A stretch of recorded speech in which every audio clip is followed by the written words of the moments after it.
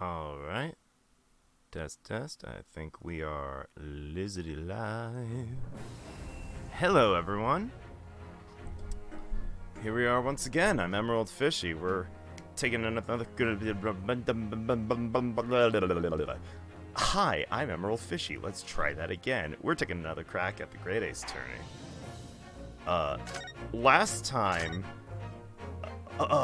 we solved a marital dispute. And it seemingly is completely unrelated to the case. And now, we gotta defend our fellow, Japanese person. I can't believe it. Alright, back in the courthouse. Came here as exchange students to learn the legal system of this country. As such, we must stand in court to advance our studies. Yeah, you're right about that, but this is a once-in-a-lifetime moment for the defendant. It could decide his entire fate. I can't bring myself to call it another day of studying. To the point. Ooh, good morning to me both. Oh my god, I never nailed down a voice for this guy. What's up, Soseki? Your eyes look completely bloodshot. There's a saying in my land, merely to rise gives you small benefit. Yeah, I've heard that. After all, I'm Japanese. So if I'm waking up early, it means a little extra, and then should I not sleep for even an instant? In just one night, the benefit could add up to a single penny! That's why you see me here in such a drowsy state. Does he think a not guilty verdict's only worth a penny? I wish you luck today, Soseki.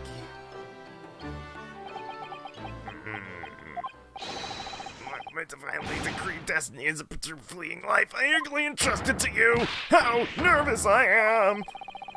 I still don't understand him, but the part about being nervous shines through. Okay, substitute law student Naruhodō? Yeah, what is it? Just a moment ago, I was able to catch a glimpse of the courtroom gallery. There were as many people present as there would be on the opening day of a great theater. Is my impending judgment really so popular with the London public? There were that many people? I didn't know that. Would you happen to know why, Susato? I can't really say that I do. The look on her face tells me otherwise. Please do not hide the truth from me. Could it possibly be because of the Grim Reaper? Prosecutor Van Zeeks. Is that why, Susato? I went out and bought all of today's newspapers, and indeed, Prosecutor Van Zeeks was in the front page of every single one. He was right. After reading their title of Grim Reaper, for a number of years he avoided the courts. Right. Inspector Gregson said the same thing yesterday. Today I'm drinking some double bergamot, which is also 2, so I guess it's double bergamot.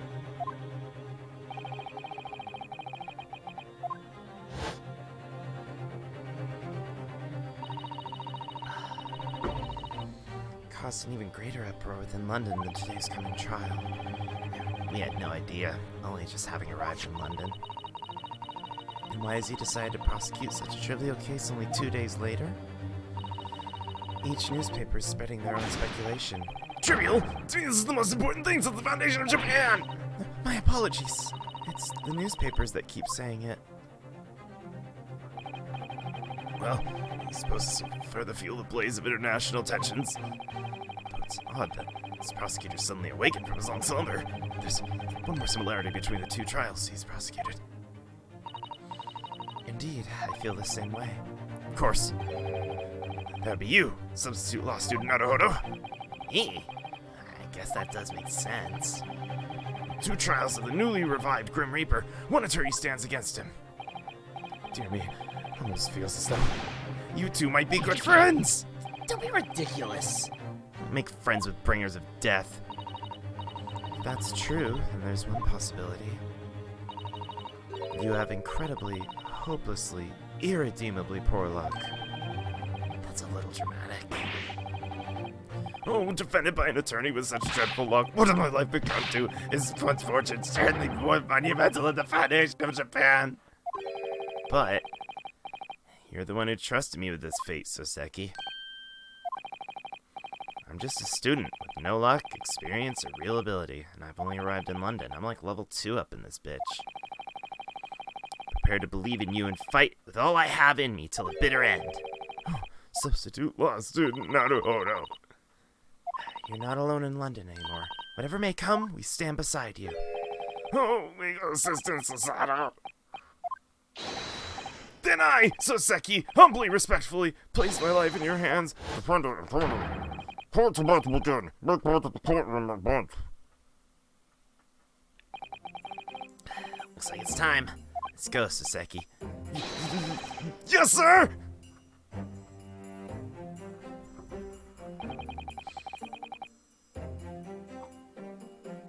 It's finally about to begin. My second time standing in a British court. And my second time facing the Grim Reaper.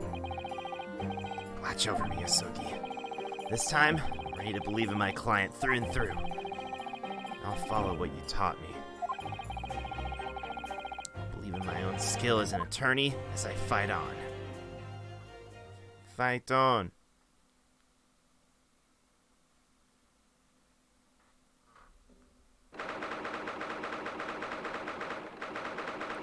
February, 10 a.m., Old Bailey, Crown Court.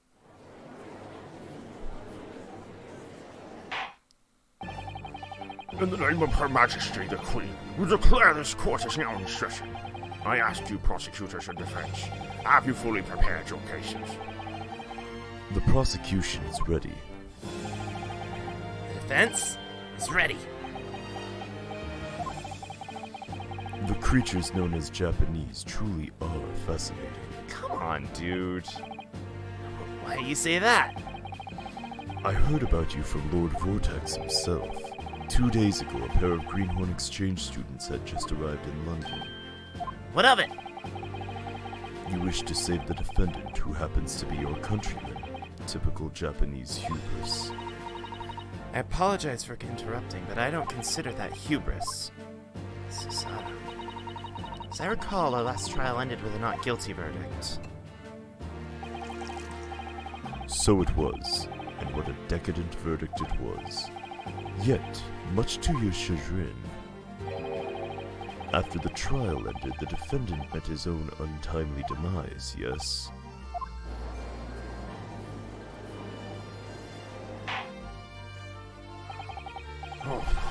Very well. It appears the trial is safe to proceed. Sensible citizens chosen by the capital city, are you all prepared? As a gentleman, should I fail to fight for justice today, it'll be my life on the line tomorrow. You know, I can be a lot meaner than I look. Yes. As you can plainly see, I'm but a mild-mannered young man. Honestly, that mustachioed man seems the type that's liable to do just about anything. Let's get this started already. What was that? I can't hear you very well. Very well then. With that, we shall begin the trial post-haste. Lord Francis, your opening statement, if you please. Mere days ago, our great empire forged an alliance with an island nation in the Far East. The defendant is a visitor from that very nation. Soseki Natsumi is his name. We welcomed this exchange student into our empire with open arms. And yet, to our shame, that very student has committed the most heinous crime within our capital. He stabbed a poor, innocent woman on the street using a knife. What in the world? I dare say stabbing is something with a knife as low as you could go. Look, that yellow face is tiny stature. That's definitely a Japanese. I don't even care what you do, just bring this thing to a close. Ready, set, go. What you say? I can't hear you so well. How insolent of me to let the Holy Grail loose at the trial's onset. I plead your forgiveness. You've thrown like 3 grails at that thing. Are all of them holy? You asshole? More like assholey. Oh. Witness, your name and occupation. Yes, sir. My name is Tobias Gregson. I'm an inspector at Scotland Yard. Go on, Inspector. Please describe the events of this case for us. We believe the victim is a 20-year-old woman named Viridian Green. Wow. Hold on. What do you mean, believe? All we know is that the victim was stabbed in the back with a knife. 3 days have passed since the incident, but she still hasn't regained consciousness. What? That's crazy. So she's unconscious. Is she at least in a stable condition? Fortunately for him, this Japanese student has just narrowly avoided a murder charge. Inspector Gregson, I implore you to explain the incident in more detail. Yes, sir. Everyone have a good look at the map of the general vicinity. Alright. So we got Meerschwam Road, Briar Road, we got Calabash Road.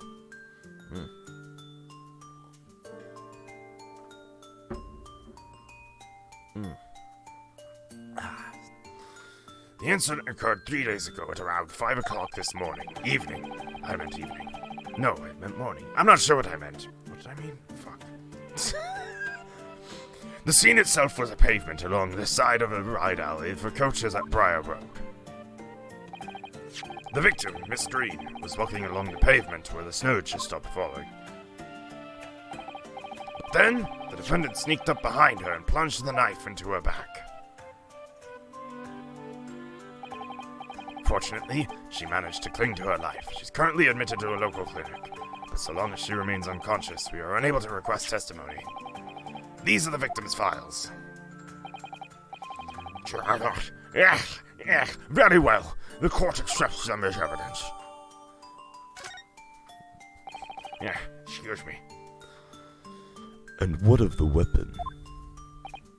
Sir, I have it right here. This was found in the victim's back. That's one huge knife. I sure hate to be stabbed by that thing. Such a heavy-looking knife, even a weaker person could stab someone with these.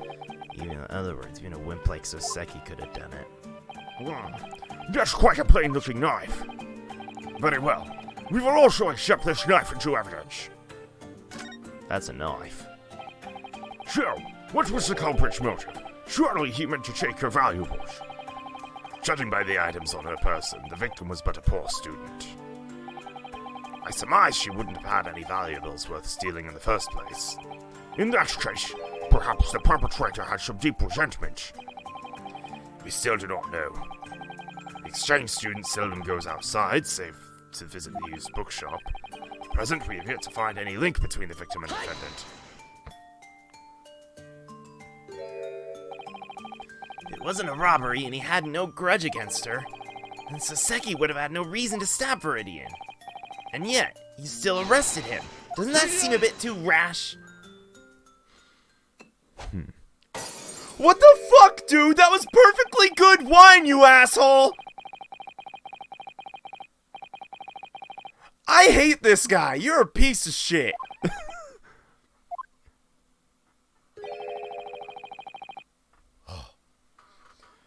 It is your own words that should be called rash. Naturally, Scotland Yard would not arrest a man without just cause.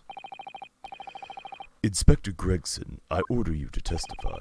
Explain to us exactly why the police arrested that man. As you wish.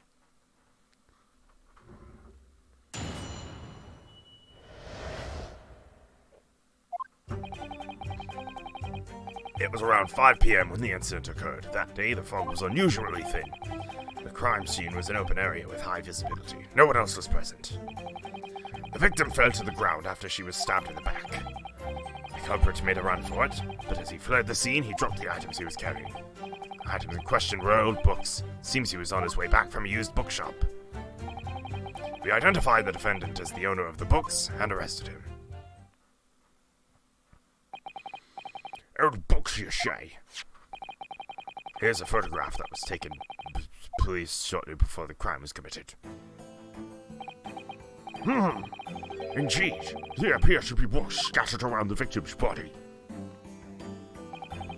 Please submit this photograph to the court so it can be admitted as evidence. I'm not surprised that the Japanese are all utter cowards. Even in the face of such damning evidence, you still deny everything. What? Well... Now, the defendant isn't exactly denying everything. What do you mean by that?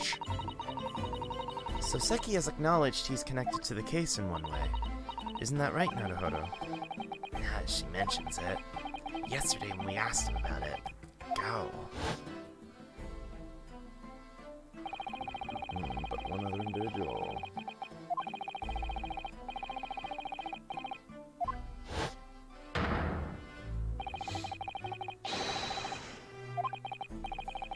Damn. So. How does a murder get pulled off? Oh, it's the first time she's seen a full-colored photo. The defendant confirms he fled the scene of the crime. However, that doesn't mean he stabbed Green. That's just an absurd conclusion.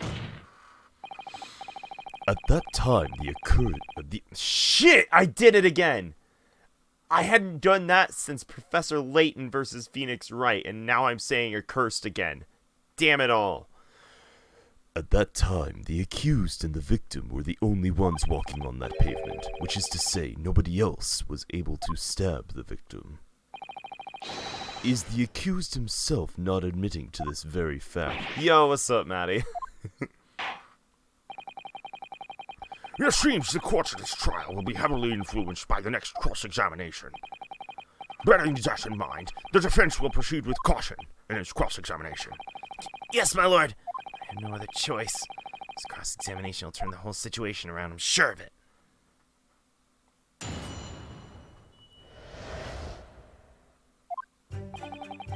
Alright, so, yeah, that's cool and all, but I want to start examining shit. This is where the murder took place.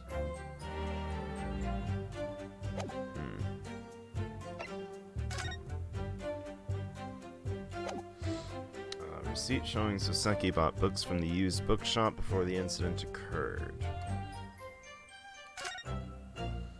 We got Monsieur Lecoq? Lecoq? That can't be how you pronounce that. That can't be Mr. the Dick. Come on. Come on. I swear to God, if the translation team did that on purpose, you rascals. We got 20,000 Leagues Under the Sea. We got the Canterbury Tales. 2 shillings received in payment. 17 February at 4:45. Pronounced like Coke. Okay, so Monsieur Lecoq. Oh, okay, that makes a... Still kind of sounds, actually. Let's move on. Case materials. Alright, we got a portly woman in her early 20s. Unidentified but likely viridian green. Critical condition due to a deep stab wound. Eastern footpath of Briar Road, reported by Rolla O'Malley. Because she's still unconscious, her name's been deduced from her belongings, but remains unconfirmed.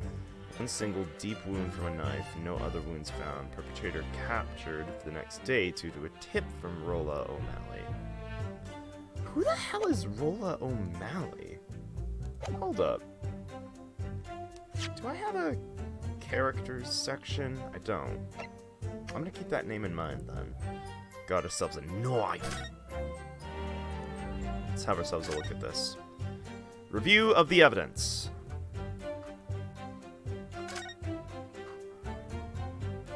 Oh. Naruhodō, take a look at the tip of this knife. It appears to have been chipped slightly. You're right. Good eye, Susato. Where could the tip have gone? It's a good question. It's just a guess, but it might still be stuck in the victim's wound. Ugh. It sounds quite painful.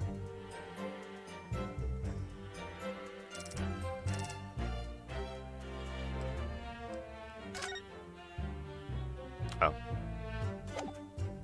Oh, wait. I wasn't done looking at that. You open that shit back up.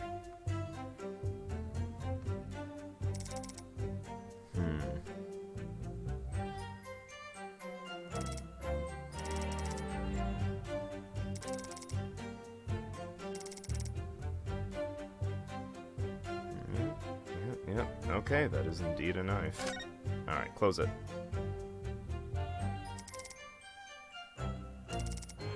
Oh, I just got reminded of the key knife back in Ace Attorney Investigations 1. That shit was cool.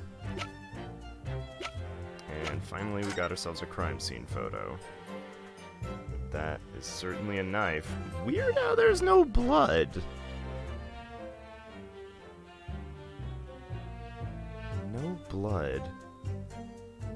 Yet, tip broken.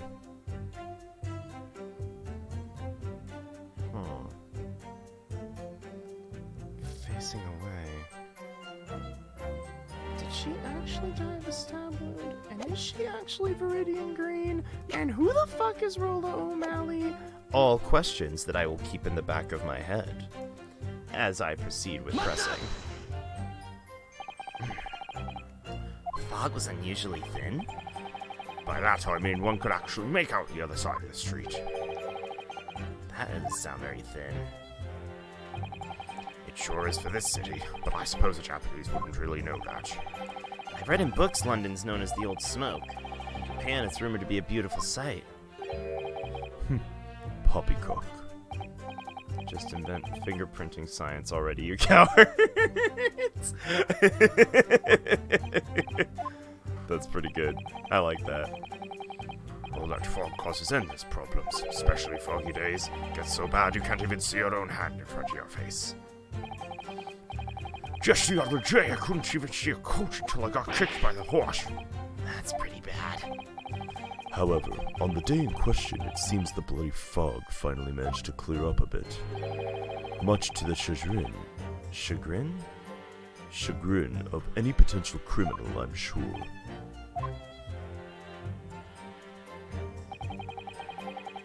Open area, high visibility. Nobody else was present. How can you be so sure? It's simple. The witness said it himself. That's right. Inspector Gregson meant that yesterday, huh? Right. I believe the witness was an officer of Scotland Yard. You got it. Then we should ask that witness to testify. The witness will be summoned, should the need arise, anyways. Since it's winter, I'm almost certain the area should have already been dark by 5 o'clock. Regardless of how thin the fog was, who knows if a person was able to be visibility. Perhaps your tiny, distant island nation hasn't discovered the wonders of artificial light yet. But all the roads in the great capital city of London are equipped with gas lamps. Oh. The prosecution believes these lamps provided adequate lighting for them to witness the crime. City which dispels the darkness of man's past. Indeed, such is our very own city of London. So basically, in order to get the witness to testify, I'll have to get through the cross-examination first. And with the defense's silence, you may continue your testimony, Inspector. Fell to the ground after she was stabbed. Whoops. She was stabbed in the back? Yep. You can see it plain as day here in this photograph. Plain as day. Yes, there does indeed appear to be a knife stabbing at her back. And the victim, Miss Green, is still unconscious. Correct. At present, she is recovering in St. Bartholomew Hospital. We were hoping she'd wake up before the trial. If only we could ask her directly, she might be able to tell us who the perpetrator was. It seems your client is a lucky man. On the contrary, the defense believes him to be incredibly unlucky. Your false bravado is meaningless if you can't even stop your eyes from darting around. The culprit made a run for it, but as he fled the scene, he dropped the items he was carrying. I keep doing that. What items would those be? Those are also present in the photograph. You must be referring to the 3 books. Unfortunately, that time in the snow has left them damaged beyond salvage. It would be easy to carry such a small number of books under one arm as he walked, so it stands to reason that he would have been able to wield a knife in his other hand. That prosecutor isn't pulling any punches. The argument he held both books in both hands no longer holds water, and our escape route's been obstructed. I'm loath to admit he's at least cunning. Sure, the culprit committed the crime while he was carrying those items. Yes, so it would seem. Salmon, only paper cup of I don't know. I think so. I think it's tasty. I want it. The items in question were old books. Seems he was on his way back from a used bookshop. You said the defendant had a routine of visiting the used bookshop every day, right? Also, hello, I know what you're thinking. Seems the bookshop primarily collected old books of work, books of work, books of work. I must express my respect towards the accused's keen fascination with our own classic literature. You're not wrong there. The defendant room is damn near well overflowing with books. Could you tell us a little more about that used bookshop? Ah, oh, fine. Take another look at this map around the scene. Closest bookshop to the defendant's flat would be the Ragged Reader. It's a small bookshop on the corner of Briar and Meerschaum. Really British lit is what you call ours.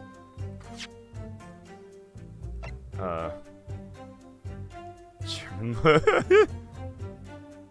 So, I got people now.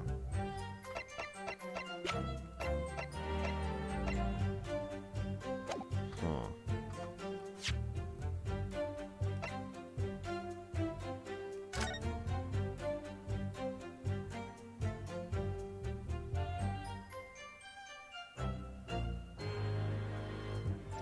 But he didn't buy from the Rabbit Wait. Hang on, I'm not sure if that... can I get someone who can read vague cursive to tell me what it says at the very top?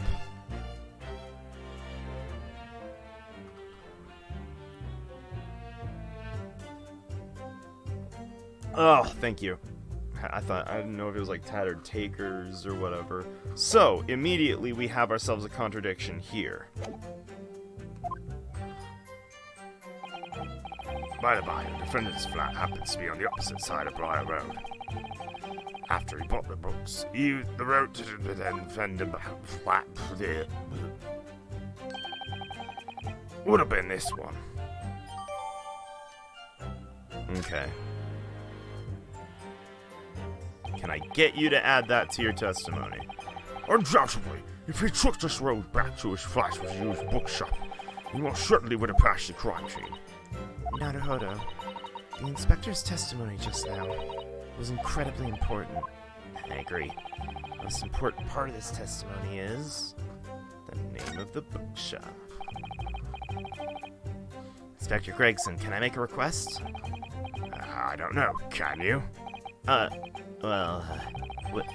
Would you please add the name of the used bookshop to your testimony? That's unfair to do to someone whose English is a second language, for the record. You have a feeling. Oh, no, I mean it. It might be a vital clue. Very well, although I don't see the importance myself. I see what you did there. I see what you did there, thinking. With pleasure. Doesn't sound too pleased to me. Alright, bitch. Immediately. Bam. Let's go. Hold it, Inspector Gregson. Detective, detective, detective. I like that one, too. What is it? I'm busy, you know. It's about a receipt we found in Saseki's room. Receipt's from a used bookshop.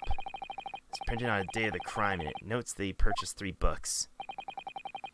You found this in the defendant's room? The problem is the name of the bookshop. It's fish and chips he's hold. Oh. much, says that the printed at a shop called the Tattered Tales Book Emporium. Treasure trails. Well, it's true that Saseki purchased used books on the day of the crime. He did not visit the Ragged Reader. What on earth? Inspector Gregson, tell us more about the Treasure Trails Book Emporium. Sir, as it turns out, there's one more bookshop near the Ragged Reader. But you see, it's such a small shop, we didn't think the defendant would go anywhere near it. But in reality, he did, and this receipt proves it. And what is the point of this? No matter where he purchased his decrepit, moldy tomes, the conclusion remains constant. What are you talking about? Surely, this changes everything. Naruhodō, here's a map. Oh, thank you. Look right here. The defendant had shopped at the Ragged Reader. Then yes, he would have passed the crime scene along the way home. But if he had been at Tattered Tales instead, it's possible he didn't walk that way. Is that so? Well, depending on where the used bookshop is, maybe. Is this true, Mr. Attorney? Yes. And right now it's only a possibility.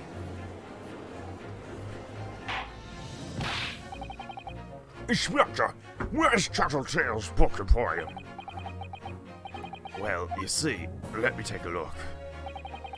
Tattered Tales would be, right around here. It's on the east corner of this block.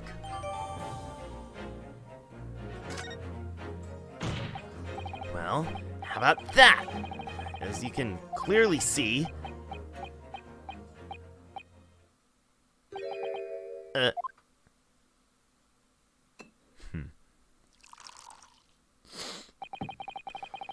It would seem our exchange student is more of a clown than we once thought. You never fail to make me laugh.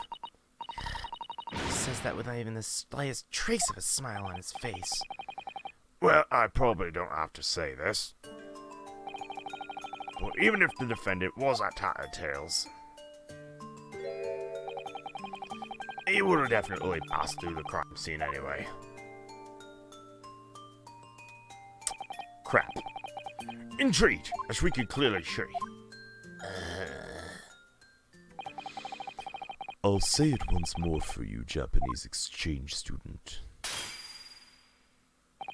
No matter where he purchased his decrepit, moldy tomes, the conclusion remains constant. What if you had other errands on the other side of the street? Also true. I knew it all along, and you thought you could fool us? I already done said it. We got enough proof.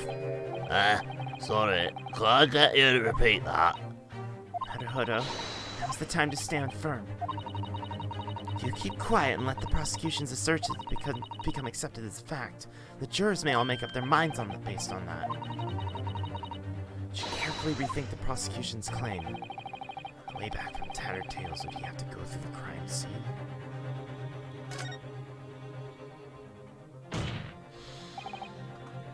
There is a fatal flaw in the prosecution's argument. Explain your self-defense. That's it. My answer is right here. Oh man. He was on his way home from Tattered Tales. If he were to take this route, he'd cross through the crime scene. But roads often branch off. If he continued walking along this route, look, he would have been able to reach his flat without even crossing the crime scene. Trying to argue with a poor clown's rubbish musing is boorish at best, but it is my duty. Most people would call that a very roundabout way of walking home. Remember that we're in the dead of winter. Why would one choose such a long detour? Well, you see... Yes, I said duty. The answer couldn't be any more obvious. You wouldn't take the long road home. Our criminal took the simple route, and his knife took the simple way into her back. But you have to understand, because... how can you accuse him of that when you haven't even asked him? that's your answer, then I'm sure you must have asked him already. And his answer, I'm sure, was simply, I don't remember. The defendant said he's always wandering aimlessly through the city lost in thought. He claims he was wandering always, so he don't remember clearly.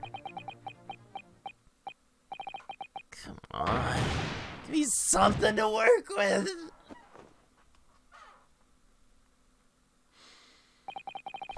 That's enough. I don't think we want or need any more aimless arguments in this court. What would your opinions be, wise citizens of the jury? Even if he did take that route, as his attorney, if I could just...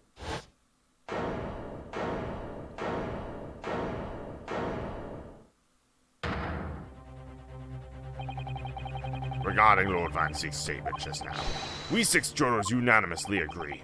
This can't be happening. As of now, we have come to one firm, unshakable conclusion. Very well. Now, 6 jurors, the time has come. You've made your deliberations. Present your verdict to the court.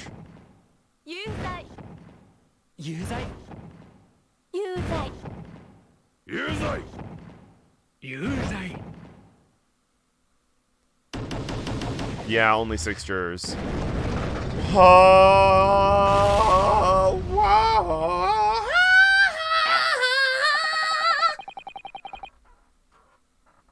It seems the jury has reached unanimous conclusion.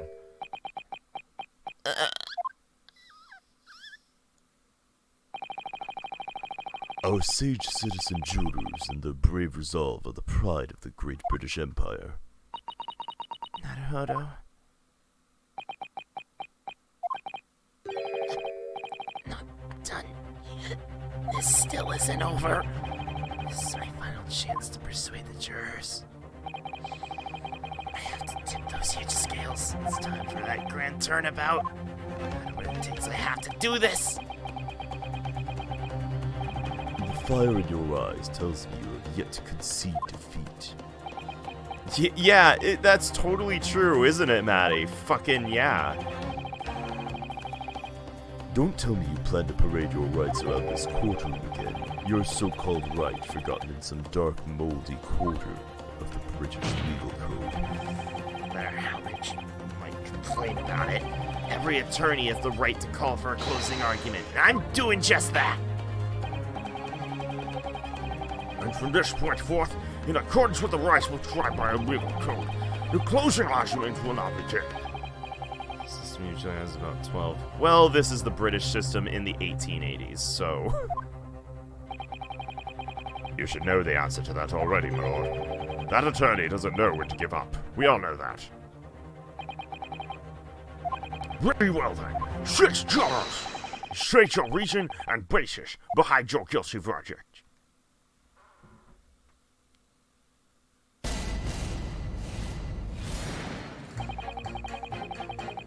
But I don't like saying that. A lady in green coat just fell over. Who else but the victim could that be? There's no reason he would have taken such a long route from the bookshop.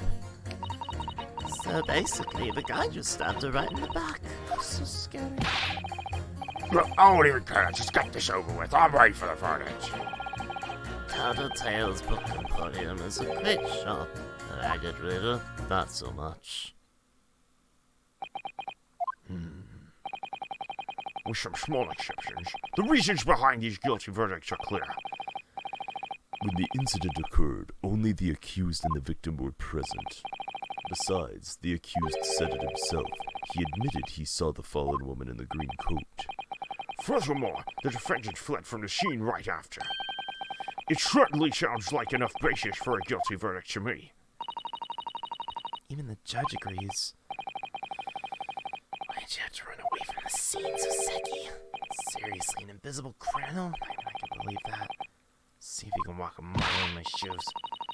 Now isn't the time to cry over spilled milk. There's only one way for you to continue this. I know. Gotta turn the verdict on its head. I need to convince at least 4 jurors. Yes, that's correct. Let's try to be positive now. Now, attorney, begin your closing arguments. Yes, sir. Let's keep this trail moving no matter what. Stop at nothing, Ryūnosuke Naruhodō. Alright, let's do this.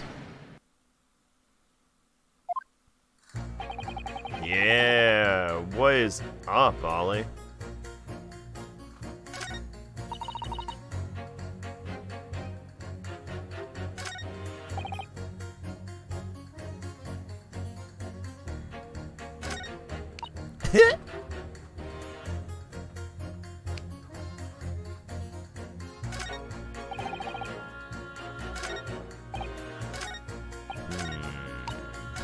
Yeah, get some fire! Go in!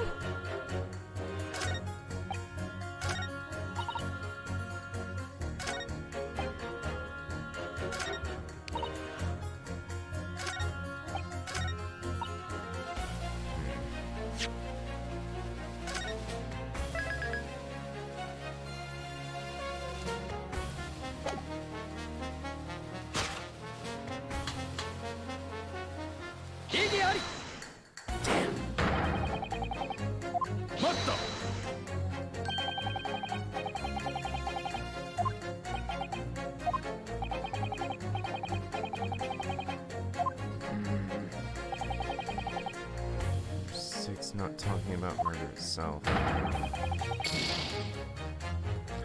have to find a contradiction between two statements.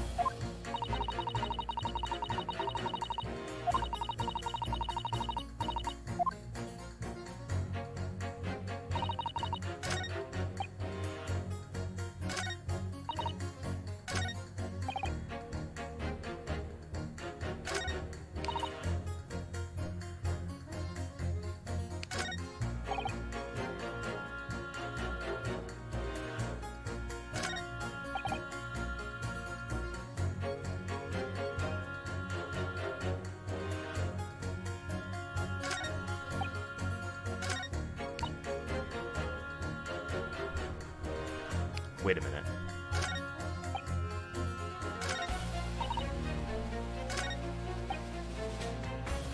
Yeah, I could go for a hint right about now because...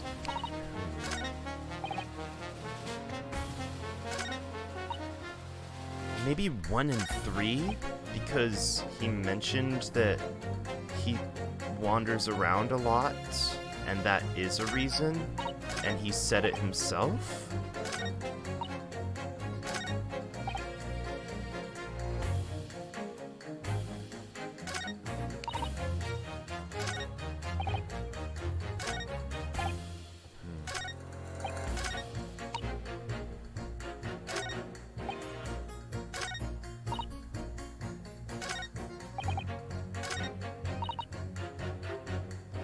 Off topic. Huh. So I just call those two out on it, huh?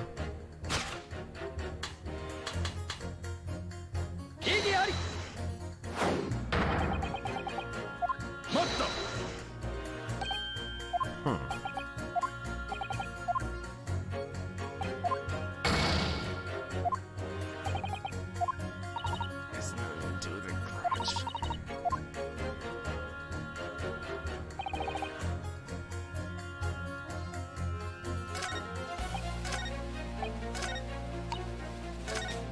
I'm gonna try my plan of 1 and 3. Damn.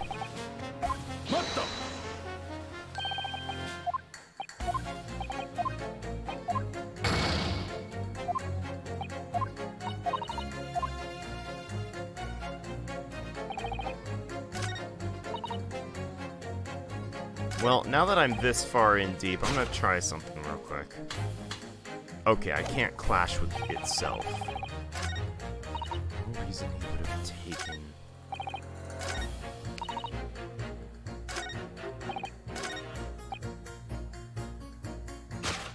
Two and 6?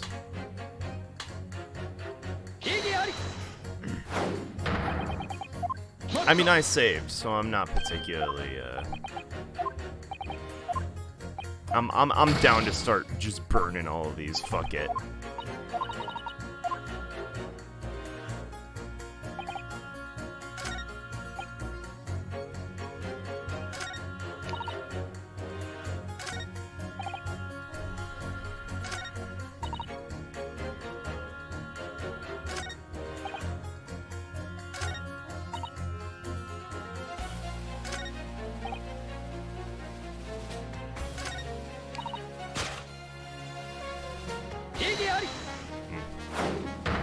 find out what happens when I game over, just for funsies. Someone said the victim was stabbed in the back. No, I'm pretty sure I already tried that.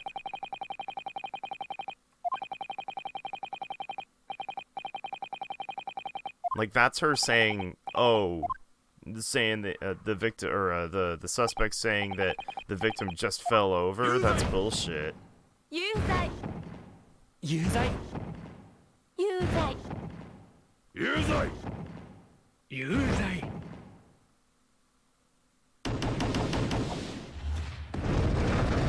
Oh, let's see what happens. I saved literally right before, so.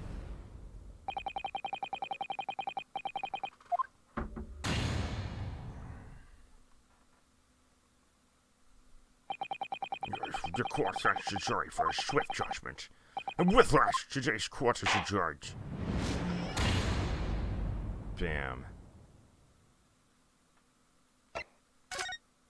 Get me back in there.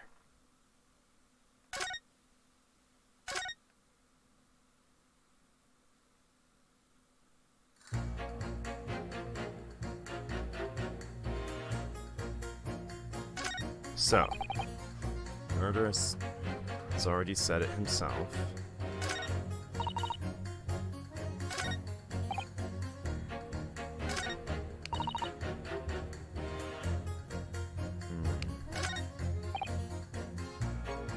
Alright. Walkthrough time.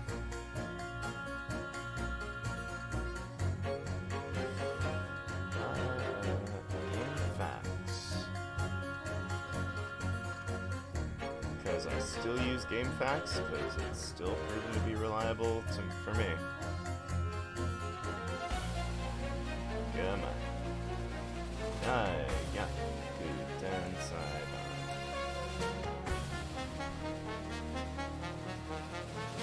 There it is. Guys. Give me that spoiler 3 walkthrough Chaozu.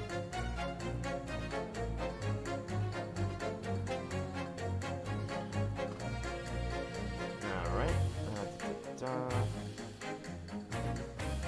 Runaway room. Ah, perfection. Let's go, let's go, let's go.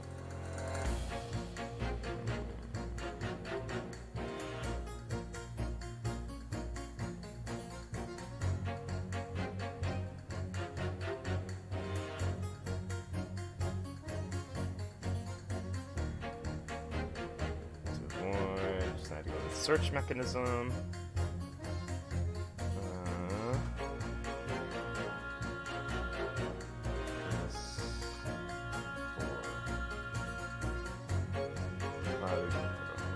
Trial day 1. Witness, we got Gregson. Evidence, press, stick find, evidence, updated. Closing argument. Press. Wait a minute. Oh, shit! I didn't realize I could press jurors outright. Oh! I was on. Oh, it was right there the whole time. If I don't get to work pronto, it'll be my life on the line. Fancy press lawyer like you wouldn't get it. I do manual labor. I get paid by the day. If it takes so much as one day off, I won't be able to feed my wife and kid. Got it? Yeah. Sounds tough. The day I show up at the kill me, give me a job. First come, first serve. Lately, all the underground water and gas pipes have been ruptured, you see. I'm paid peanuts to work morning till night digging up roads and fixing pipes. And does that mean you were digging on the day of the crime as well? Of course it was. Come to think of it, actually, I was working in a neighborhood where that musty old book shop is. What? Could this be it? Yeah, let me think. Meerschaum Road was the name, I think. Meerschaum Road. That's one of the roads on the map. Juror 5, please change your judicial finding to that statement. How about you just wrap up the little game instead? Please, I'm begging you. Fine, I'll do it.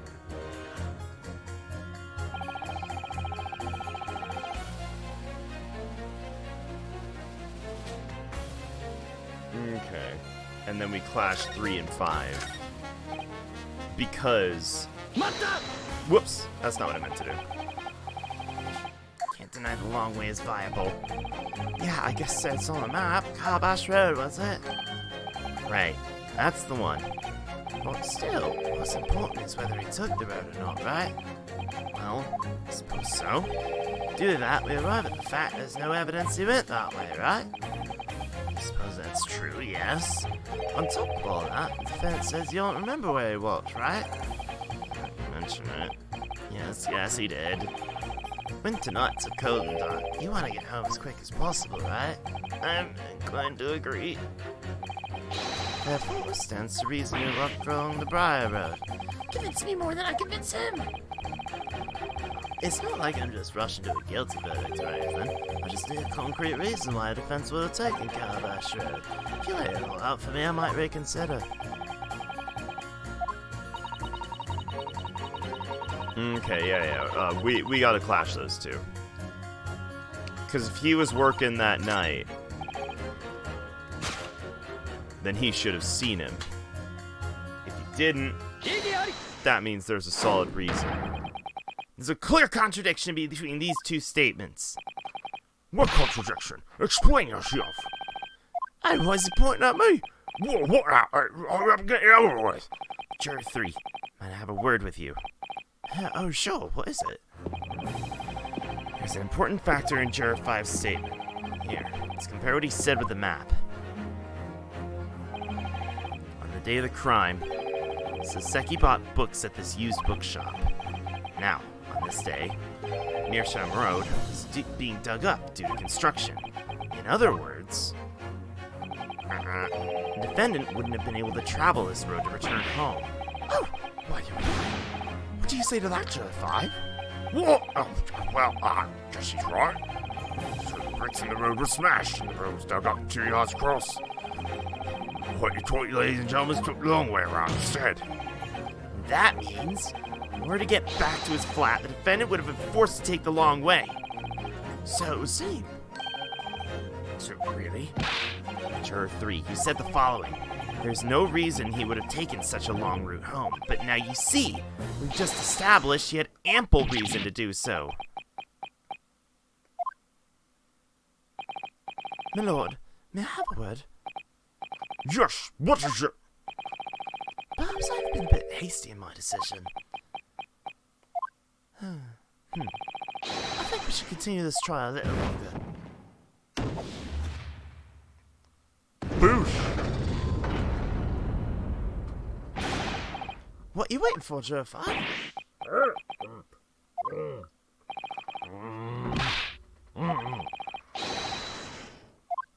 dug up this hole and I'm gonna fill it. Oh, hella. I did not expect him to come with me on that easily. You did it, Naruhodō. That was incredible. Decisions have changed. With that, the whole situation's turned around. Now all the jurors will have to reconsider the stances. I do love the visual representation of the scales of justice. Yeah, like the way they fucking explode with fire when each one gets doused, it's pretty fun. Clues. You can use this momentum to overturn the verdict. Right, I'll give it a try. Zeke's is trying to bring this trial to a hasty end. Do whatever it takes to keep that from happening. Now to French. Resume your closing up. Yes, my lord.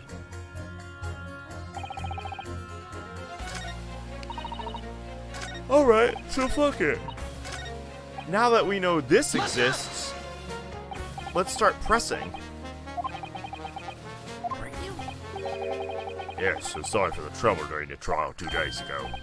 Knew it. I recognized you from somewhere. So if I recall, you were a banker from the city. Yeah, that's right. You are indeed correct. Oscar Fairplay, and I've had to put up with a lot of trouble thanks to you. Huh? It's all because of that trial the other day. Don't tell me you forgot. You treated me and the young hatter like criminals. I did. Now there are rumors flying about me, and the police won't leave me alone. I had no idea. I'm really sorry. Well, whatever the hatter's case may be, any suspicion about me has been cleared up. Now I'm free to declare anyone I want guilty. That sounds nice, I guess. I have a feeling it's gonna be tough to change this guy's verdict. Now I'm worried about poor Mr. Ladyfirst. How do you think he's doing?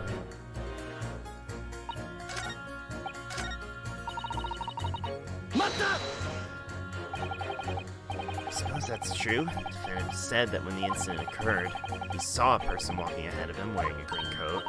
See? That's right. The person was clearly the victim. Isn't that obvious?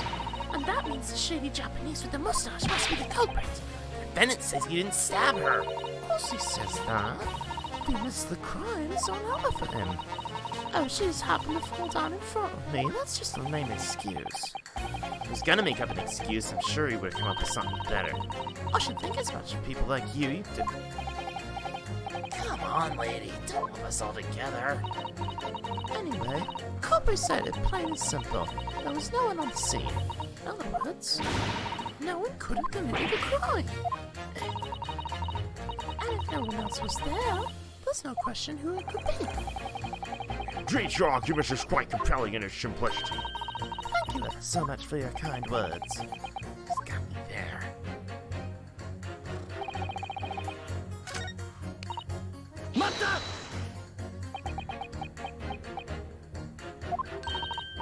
What is it, sir? Aren't you the landlord's wife? The one from the defendant's flat? My goodness, The very thought I'd be his wife. I'm but a lonely maid. She's still in the charade in court. Why didn't you say anything about this yesterday? We had no idea you were selected to be a juror for this trial. You aren't allowed to Mention the jury did it until the day of the trial. It's written in the juror's guidelines, so I simply had to abide. Defendant Soseki is renting a flat in your home, correct? That's correct. He's only been here for about a week. You live under the same roof as him every day, so you must know his character. Does he look like the kind of man to commit a crime? Yes, well, can't say he doesn't. Just look at him. He holds himself up in his room all day and has a suspicious moustache. His eyes keep talking about. He don't talk properly and people gossip about him. People say things like, could be making bombs in there for all we know. It's awful. Could they talk about him like that? He's just a harmless bookworm who wouldn't hurt a fly. I can't imagine what that must feel like. Having a maid talk might be more dangerous than I thought.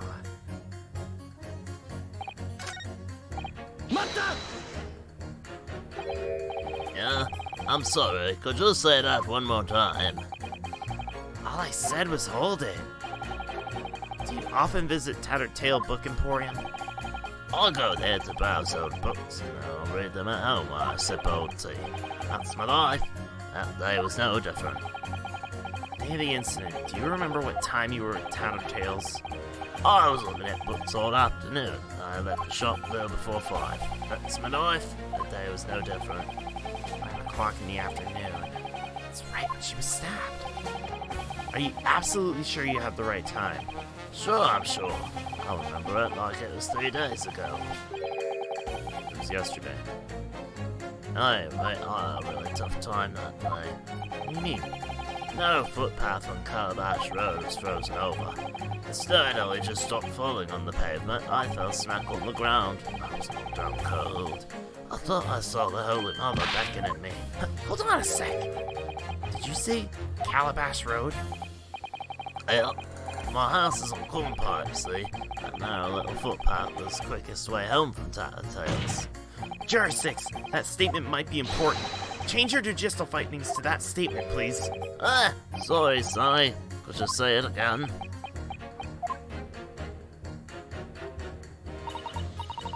Naruhodō, 2 jurors have changed their verdicts. All he needs to convince 2 more, right? Said before, strike with all your might, do the thing. Maybe I should have her teach me the Susanoo dance for this one.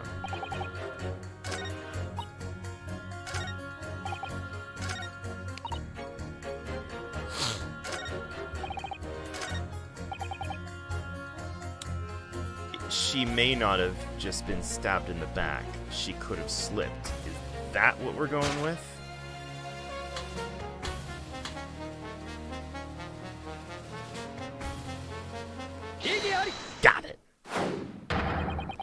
clear contradiction between these two statements.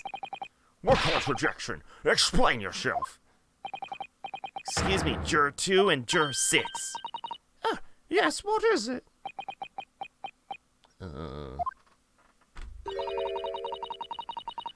I don't think the elderly gentleman heard you. Seriously? I put everything I had into that shout. Anyway, one fact's become abundantly clear. As shown on the receipt from the used bookshop, the defendant bought books from Tattered Tales and walked home from there. Didn't he say I can't remember what road he took that day? Yeah, so it would seem. On the way home, Juror 6.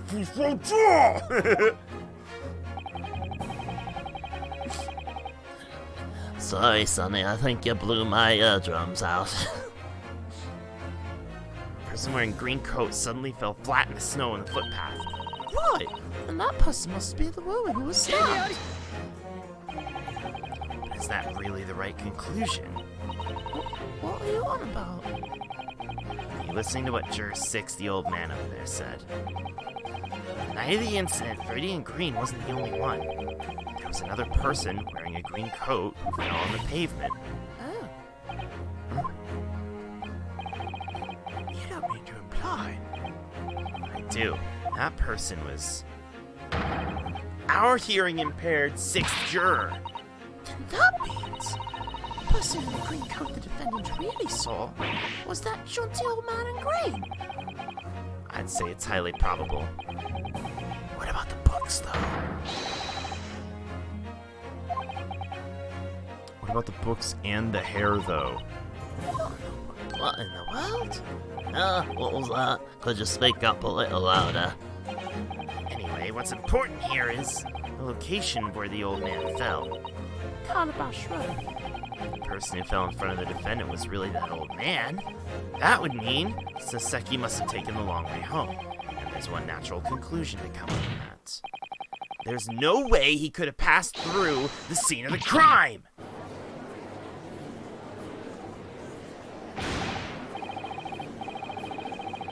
Oi, old man, what were you doing bumbling about a place like that? What's more, he's just had to wear that confusing green coat. Oh, what's the big deal? Are you saying an old man like me can't bumble around and slip on a few roads? I can't dress myself up in the latest trendy dapper coats.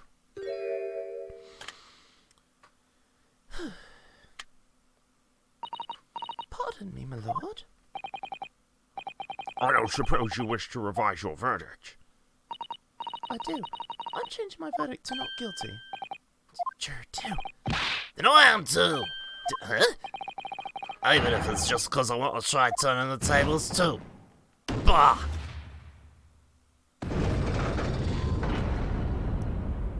Damn.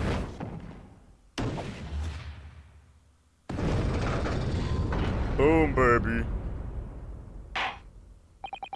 The judge's verdict has changed to the result of the defense's closing argument. Now 2 votes guilty, 4 votes not. Thus, the court acknowledges the judge's vote is split, and orders you all to continue the trial.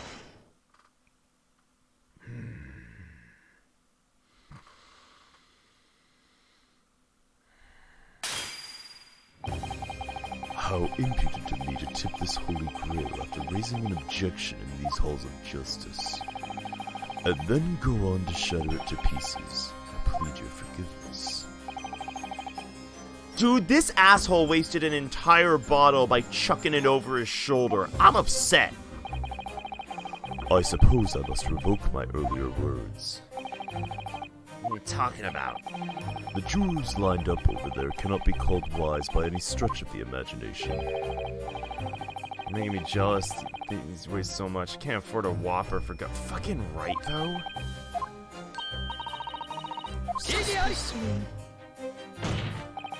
What deception? Everything I said was fact! On the day of the crime, that large man was repairing the road, correct? According to him, the 2-yard wide section of road had been removed for construction. Damn right, I worked myself to the bone that day and only got 5 shillings for it. So, Japanese exchange student, do you know roughly how long 2 yards would be? Well, I'd say... to be honest, I have no clue. It seems 2 yards is just under the length of 2 meters. Just under 2 meters. That's shorter than I thought. As such, one would be able to leap across the missing road. Does the man himself disagree? Oh, yeah, well, sounds about right. And during construction, did you seal off the road in order to prevent passage? No, of course we didn't. With a hole in the road this big, all the stuck-up blazing gents would just take a detour.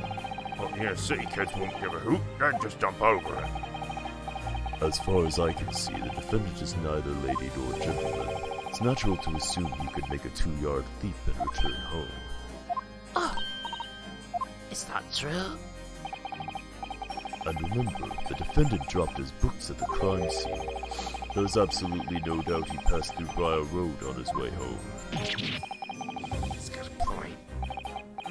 And you, old man, Me?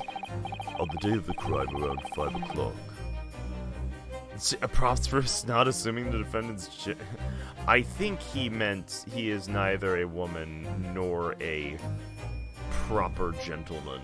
He is a scummy dude. At least that's what I think he meant about it. did you notice anyone suspicious? I can't say I remember. Feel free to bet it all on this argument, attorney. Do you think the person the defendant saw was this old man? You have no way of proving it.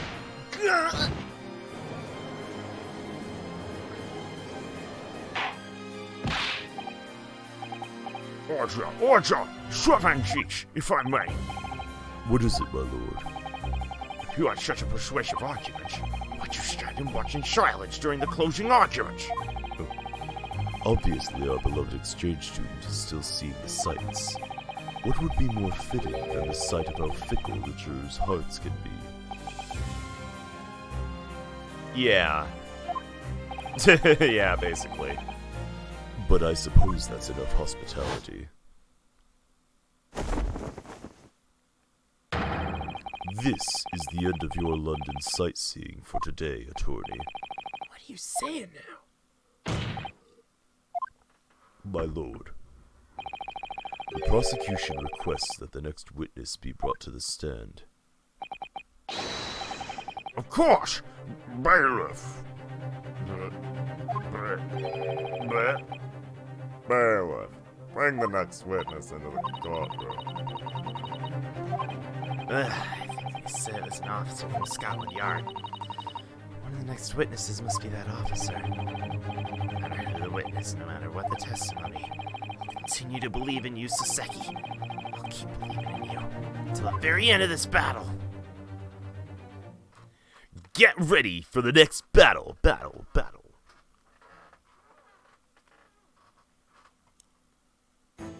Oh. Wow, that is a match. Go on, witnesses. Your names and occupations.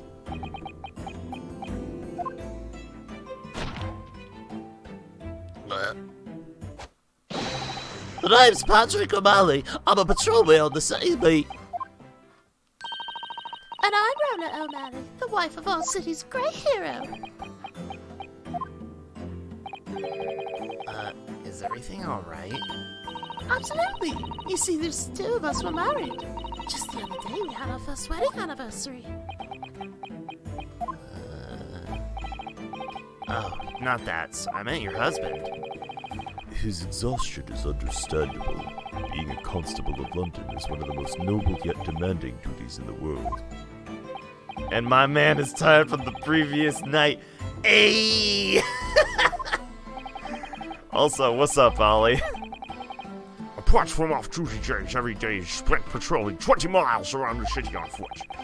Patrolling local establishments, collecting taxes, surveying roads, inspecting scales, cleaning gross, filling gas lamps, extinguishing lamps are all parts of the job.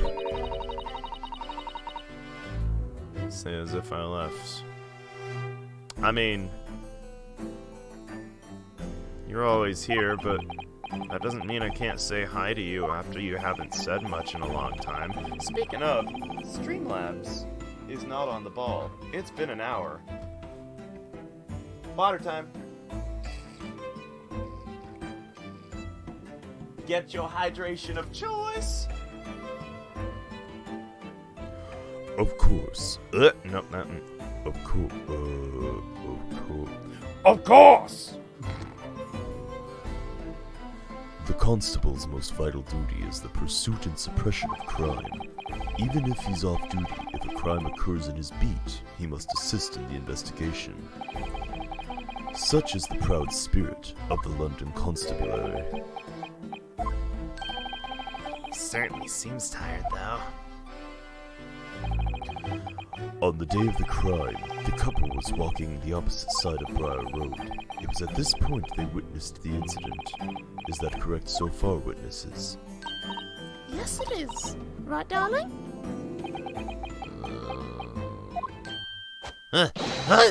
Patrick O'Malley, patrolman on the city beat.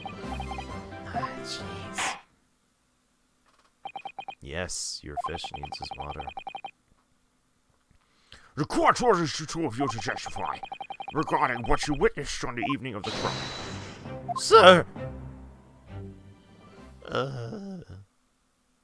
Wow, that man is a mood. Do you need some tea, Constable? It's double bergamot, so it's got good caffeine. It's pretty strong. That night was our anniversary. We went out for dinner, still in uniform. As we were strolling along, we saw two figures coming down the opposite path. And all of a sudden, one of them fell over. The other dropped something and ran away. We hurried as fast as we could to the nearest police box to call for help. That Japanese man's the one who ran away. Pat and I both saw it with our own eyes. Now this is decisive testimony! The officer's wife claims to have clearly seen Saseki's face. What they say is true. The possibility we presented in the closing argument would be outright disproven. Indeed. After all, such an absurd possibility was non-existent to begin with. This must be quite the ordeal for your first anniversary. It was. But I thank the Lord we could have a night out together in the first place. I suppose being a constable in London's an ordeal in and of itself. Worry not. This testimony will soon be over, and then you'll be able to spend the day at your leisure. What's that supposed to mean? This lovely couple clearly saw the face of the man who fled the crime scene. And the face that is none other than Sosuke Natsume. I don't believe I need to remind you of the weight that a London officer's words carry. Even though it was the officer's wife who said every single word. With that said, I suggest you prepare your self-defense.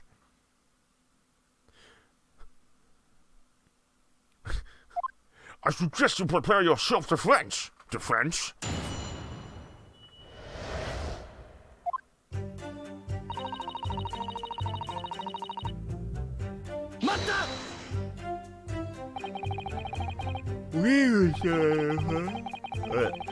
Does that mean you're with the police too? Nope. It's a shame, but women, children, and the elderly can't be police in London. He's a cop, but look at him. He's a skinny bear in hibernation. He can't see his own nose, let alone the suspect. Yeah, that's basically me, to be honest. But, you know, uniform looks so good on Pat, right, darling?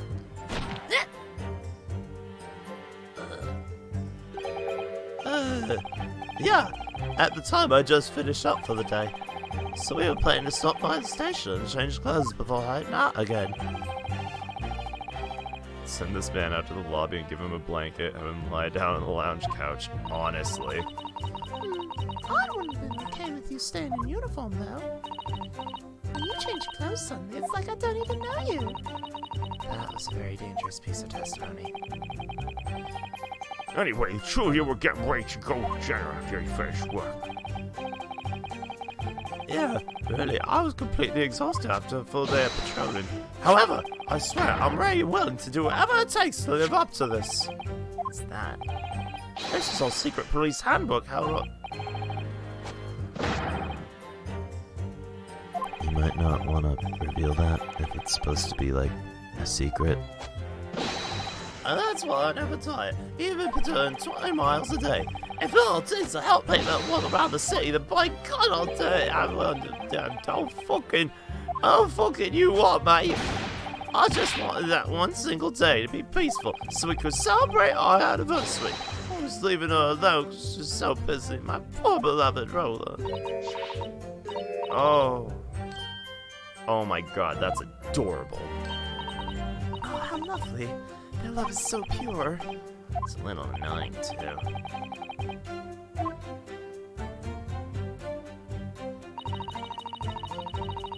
Wander on his beat, hence the name. Yeah, it's true. You saw two people? Yep, they were walking towards us on the footpath by Briar Road. Then there was this big roly-poly person, and behind the fire there was this tiny little guy. She must be talking about Soseki and the victim. Yeah,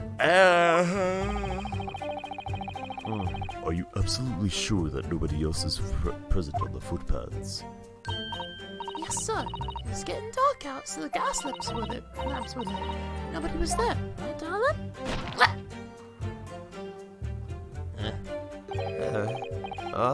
right. That was a bit of fog, but Briarwood's footpaths are dead straight, so visibility was pretty high regardless. Since the gas slips with it, we wouldn't have missed anyone lurking about. Answer this next question before you fall asleep again. Are you absolutely sure? Absolutely sure, sir. As a constable on the watch for crime, I declare that I'm sure. My conviction's almost as strong as my love for Roller. Oh. The victim and criminal were the only ones on Briar Road at the time. I guess that's the undeniable truth. Certainly seems as though there was nowhere for the assailant to run to. Well, Soseki was able to get away, and he got caught anyway. The situation just before the crime took place has been made absolutely clear. Now, what will happen next?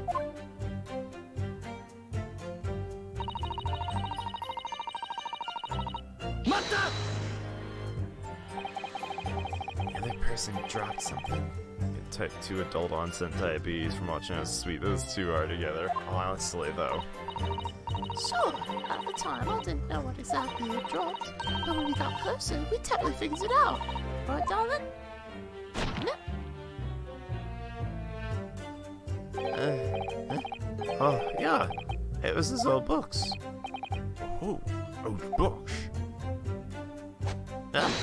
Yes, sir. Several books falling around the ground on the victim. If I'm correct, this photograph confirms your testimony.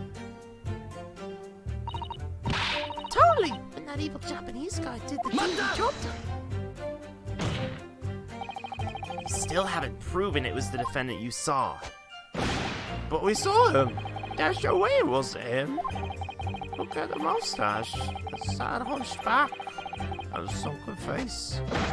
Everything matches. Pretty sure he's just throwing insults around at this point. Yep, he looked down on the poor victim with the most horrifying expression. Suddenly he threw books everywhere and ran off. Really? Doesn't look like she's lying. There's not a shred of doubt in this testimony. It's no surprise coming from a police couple. Go on, continue your testimony. Sir!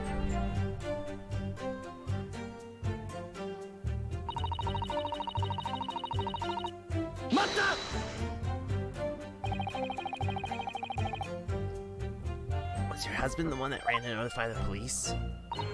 Nope, it was me, the proud policeman's wife. Right, darling?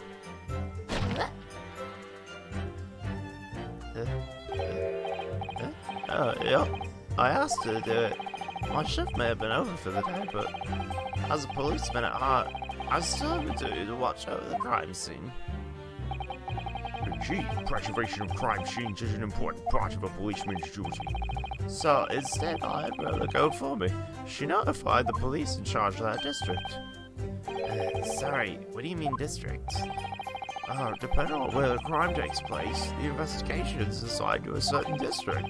The footpaths that the victim on wasn't part of my beat, So I told my beloved Roa where to find the police box so she could call a policeman. I ran as fast as I could to the police box and got the attention of the police there. You could call this our loving teamwork. And thanks to your teamwork, the case was resolved quickly. You're exemplary citizens. Oh, you're making me blush. Right, darling? Do we need confirmation on that from the guy himself? Oh yeah, Rona's the best. Just keep testifying, please.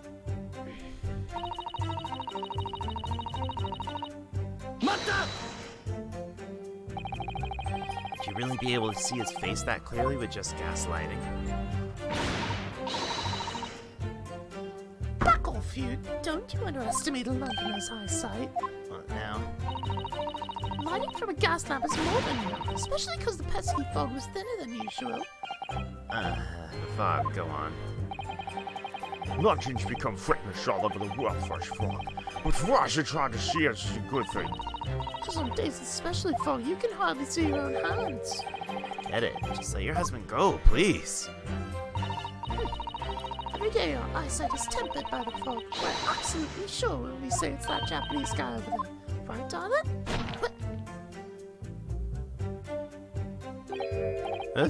Oh, yeah. Oh, it's definitely the defendant. Look at that mustache, this sad hunchback, the sunken face. Everything matches. At the very least, we confirmed that these two are confident about their testimony. And they saw fleeing the scene of Soseki. Is that all they have to say? How are you feeling, Naruhodō? My first impression on hearing it is, Dad. The way they're testified, I'm not sure that we have much room to argue. There's little doubt that they really did see the witness. I had the same thought. Even if they did, what does that mean for us? I suspect the jury would gladly vote guilty if that were the case. Hey, what are you supposed to do here? At a time like this, Kazuma, what does Sogi do? I think he would search for contradictions in the finer parts of their testimony. Finer parts? If we keep badgering them about Soseki, things will only get worse. Instead, we want to search for any possible contradiction in their testimony. If we bring those contradictions to light, it'll show their memories unreliable. The only way forward is to find some sort of contradiction. Otherwise, it's very likely the trial will be ending early. This is getting intense. Excuse me, Mr. Attorney. Could I ask you something? Yes, ma'am, what is it? You've been badgering us about all these little details. Now I bet you think we're liars, don't we? What? No way. I swear I don't. I'm a policeman's wife, and I'm telling you, I saw everything. For example, hey, you know those filthy old books of the crime scene? I remember every single one of the names of those books. But you're just going to apprehend me anyway? No, there's no need to know. Yes, there is! That stupid he just doesn't know what this wife's capable of. And even if I let it pass, Pop would take him down in an instant. Look, I'm sorry. Just let him go, please. A brave witness is permitted to add his statement to our testimony.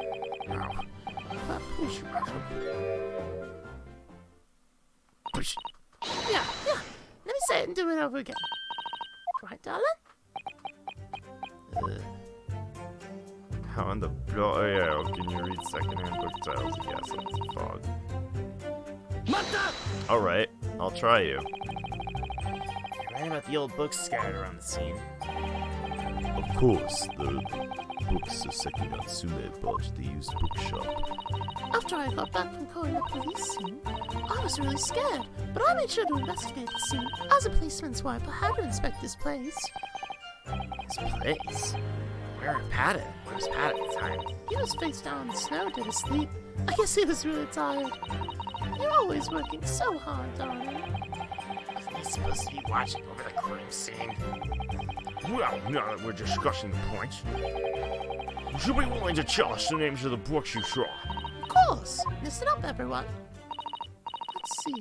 There was Monsieur Someone and There's something tales of someone under the sea and the adventures of something. Amazing, right? Well, I guess that was an amazing amount of vague wording. I was close enough. Indeed, the names of the books were close enough to that. See? Look, I'm right. But you're just gonna throttle me and say, no, man, not trustworthy, right, darling? How does this make you feel? Hey, what? This police roller's gonna get a face full of lead, got it?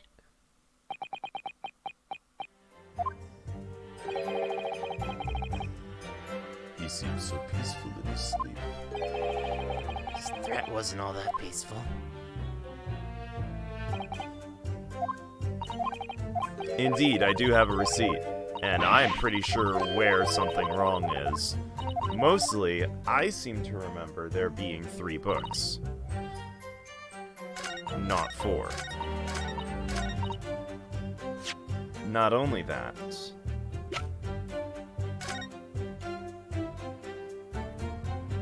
the crime scene photo corroborates that.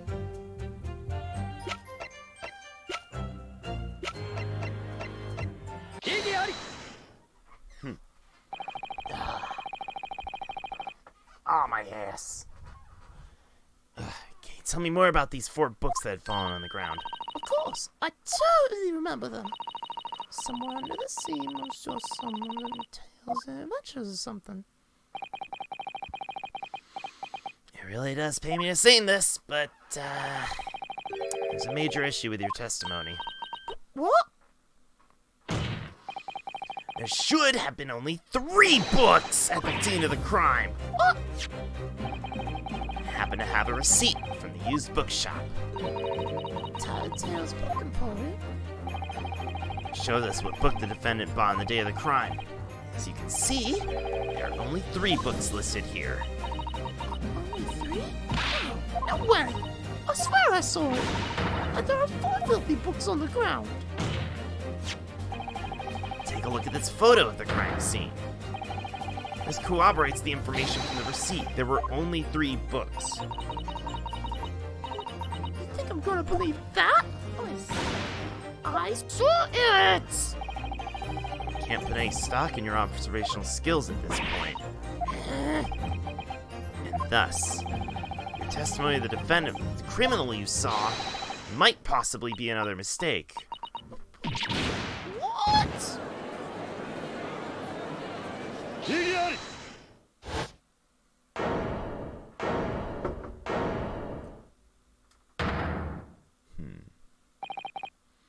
I must say, the most disappointing one among us is you, Japanese boy.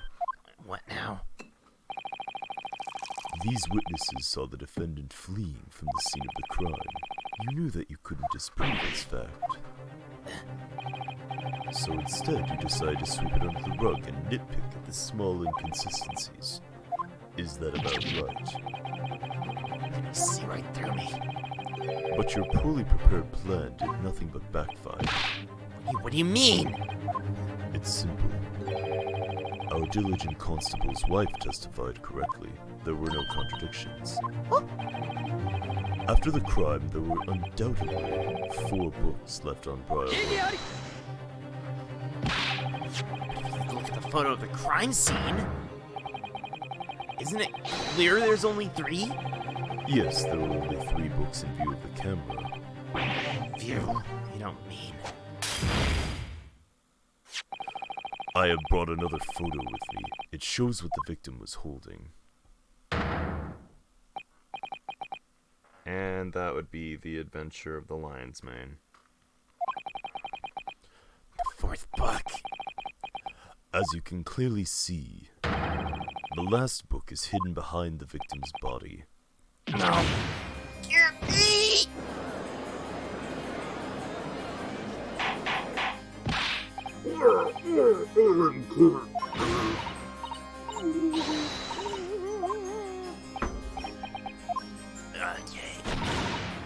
Just like I said, right, darling? You got that right, brother. You're the greatest. Shall we examine the defendant's bookshop receipt in closer detail? Witness, repeat to us the names of the books you saw. Monsieur someone.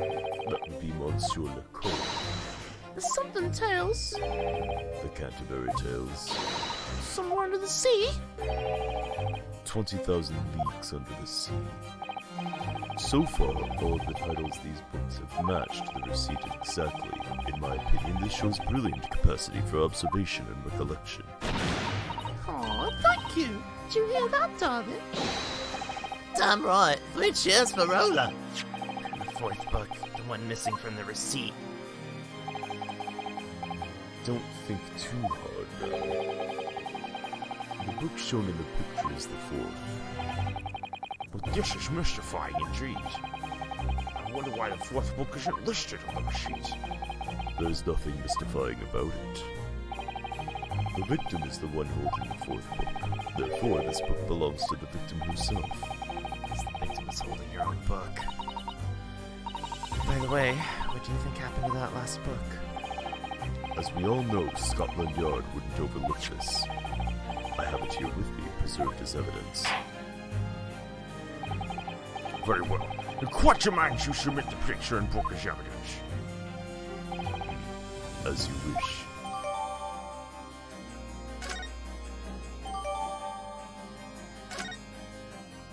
I need to look at this right now. That is all.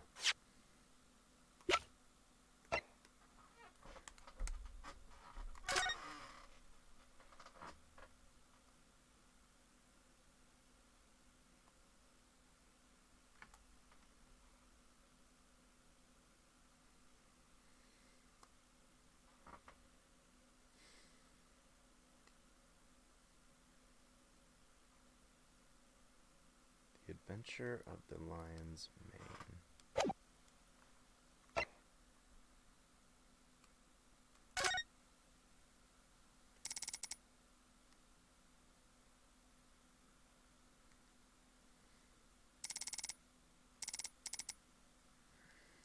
Now that's odd.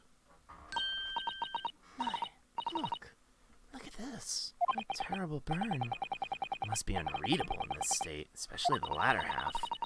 It's such a shame for this to happen to a good book. Upon further examination, it seems the burn was recent. The book was burned recently, huh? Something about that bothers me.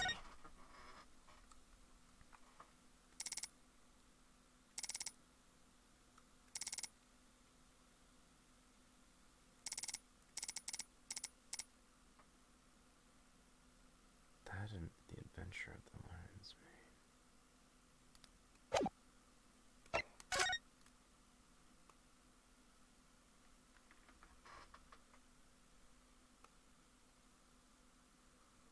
This one's facing left. Okay, that one's also facing left. Just wanted to be sure.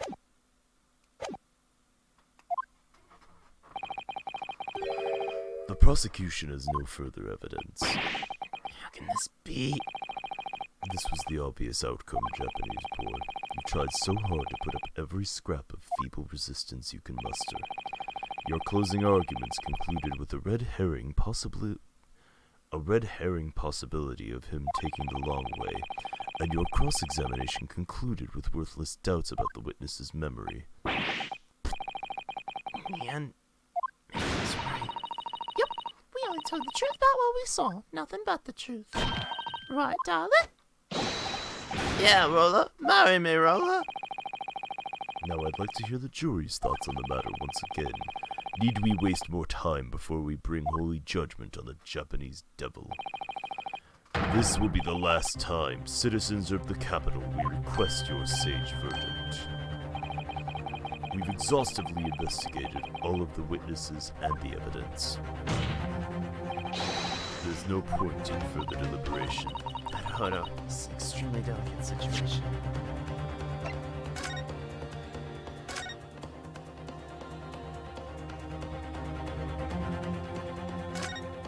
Will this proc something now?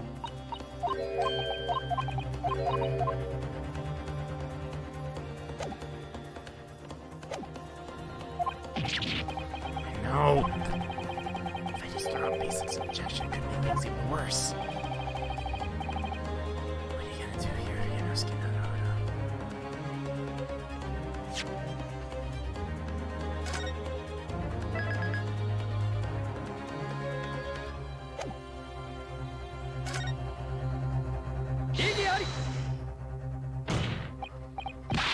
hold it, please.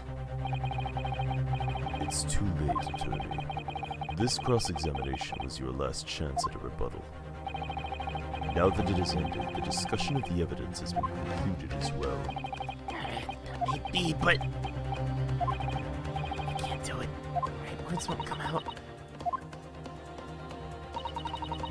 May I have a word with you, prosecutor? I believe it's a little rash to say we've finished going over everything. I shouldn't be surprised, considering you come from a lawless Oriental land. Jesus Christ. But at this point of the trial, a legal assistant should know not to open their mouth.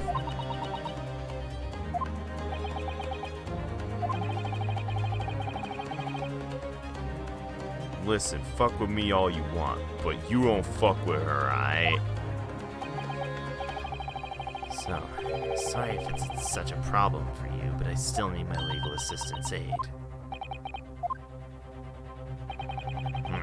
The court philosophy of our empire is childish. I will allow the legal assistant to speak. Susato, if you please. Alright, then let's hear what you have to say, legal assistant. Where could you possibly see any more room for deliberation? Actually, new evidence was submitted at the end of last cross-examination. Then you mean there still remains evidence that needs to be examined? Is that correct? Are you ready for this, Naruhodō? It's likely if we fail to present vital evidence at this point, the judge really will demand a verdict from the jury. Of course, we'll also be asked why the evidence is so important. I suggest carefully examining the new evidence before presenting anything. Understood. Thanks. Just give me this final chance. I can't let it go to waste. The defense is prepared to present evidence. Very well. The court will allow the defense to present one final piece of evidence.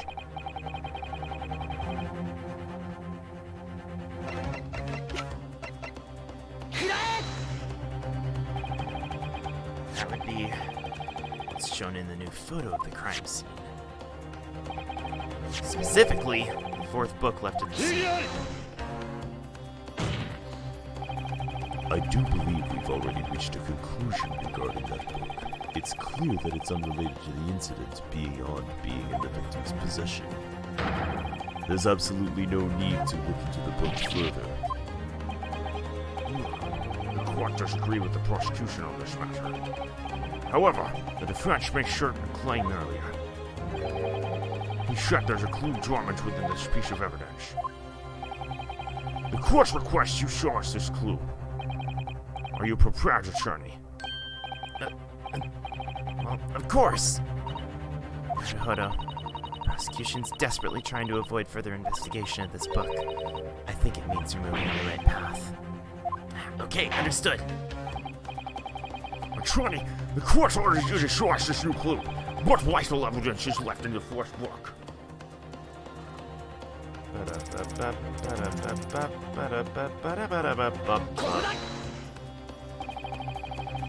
Would you allow me to show you the back of this book? It's back. Oh, it's been burnt to a crisp. The book's in awful condition. I have to wonder why the victim would bother carrying such an unreadable book. It's definitely unnatural, don't you think?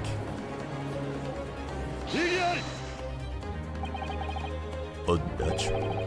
What about it, Japanese boy? Unnatural or not, should this burn have no ties to the case, it's not worth arguing over. However, if you meant to assert that the burn on this book is a clue, then what truth is this clue supposed to lead us to? Burned book. Actually, there is one possibility that comes to mind. It's a far-fetched possibility, but I have to run with it. Alright, defense is prepared to share its thoughts. Now, the court must ask you to prevent one more answer, attorney. What was the truth to be gleaned from the burned bookmarks?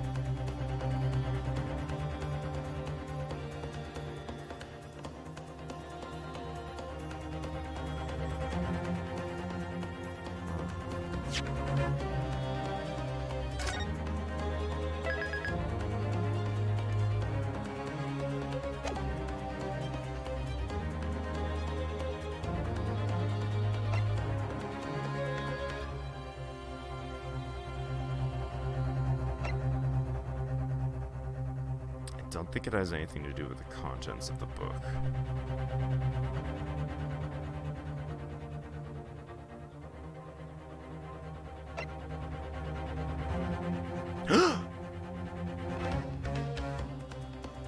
Wait a minute.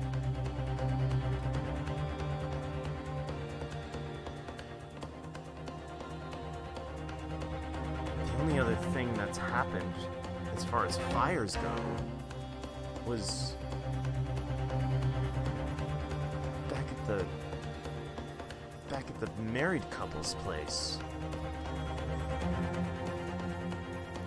Is this not your book? Is that one of the burned books on the...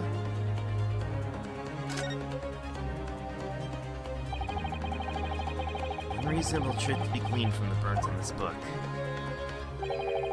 is the true owner of this book. What? But it's already obvious who it belongs to, isn't it? The lady who got stabbed was clutching it in her hand. I can't claim to know exactly how the book ended up in her hand like that, but as for who owns the book and where it came from, the defense may be able to make that clear. What shall? Fine, I shall play along with your desperate squirming. But remember, that squirming might lead you to an unfavorable verdict. Attorney, your answer to the following question may change the direction of this trial. Who is the owner of this book?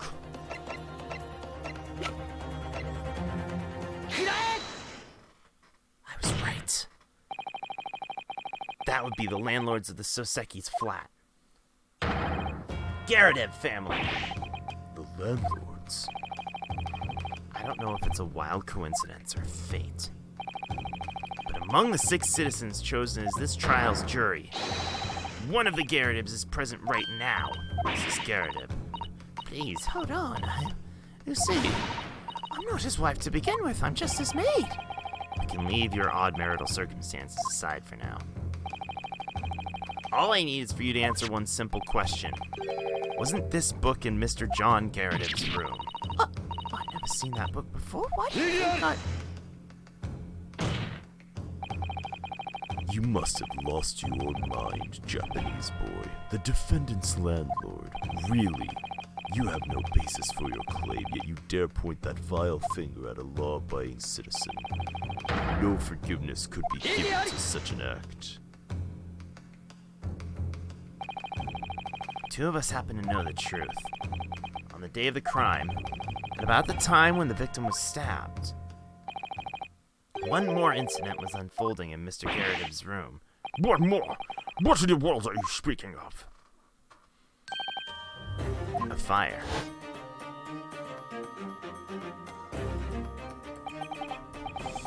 Damn, this is where it comes back, huh?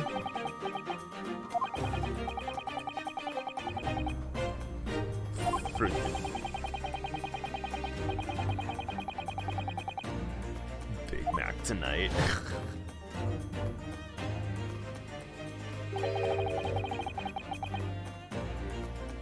Of course, he was into lions. Same name as the book we've heard, yeah. Balderdash. All it means is that 2 books of the same name have been burned. That book was likely lost in the fire anyways. There's no possible way it could have been moved to the crime scene. Just so you know, the cause of the fire was apparently a fight between the Gyakutens. I'll leave out the details, but the wife was absolutely furious. Even as the flames raged around them, she kept attacking Mr. Gyakuten. Wow, I could never imagine that. Right, darling? You all hear that? Brothers as pacifistic as they get.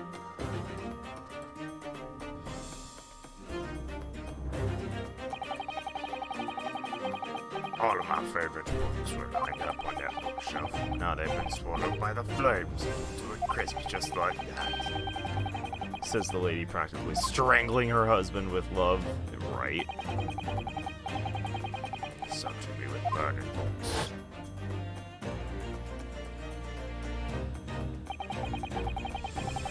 She threw the books towards the window thing.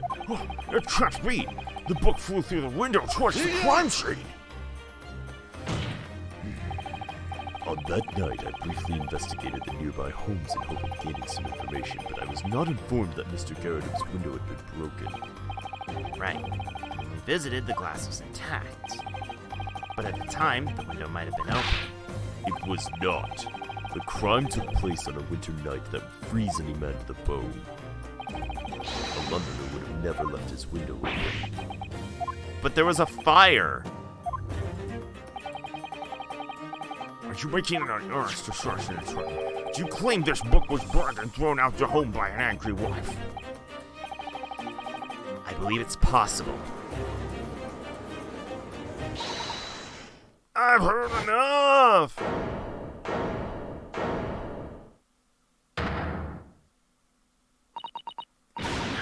Now you all see, right? That self-proclaimed Japanese attorney over there is nothing but a yellow-bellied coward. What do you mean by coward? You say our home almost turned into a sea of flames in the middle of a fight. And you say I'm pretending to be a man to keep up appearances. None of that's related to this trial. You're just hurling insults at me. I swear I'd never think you would insult a Londoner just to distract everyone from the truth. You think that's going to fly? You don't see that, you monster. She's absolutely right. We listened to his side of the argument just to be sure of our verdict. But now look, there's only one person who could have stabbed the victim in the back. It was the man who ran away from the scene, the mustachioed little man. It does seem that way. It's the truth. Yeah, you got it. Sure as hell. What was that? It would seem that jurors have come to a conclusion once again. What are your thoughts, Lord Van Geeks? These further deliberations were little more than a waste of time. But now, maybe we can make up those precious minutes we've lost. Hey, wait! The mystery of the fourth book still hasn't... After this trial is over, you can have fun with that mystery once you return home.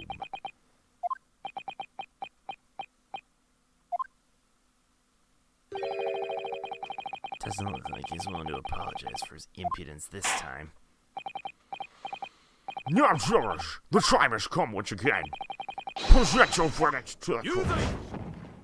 有罪有罪有罪有罪有罪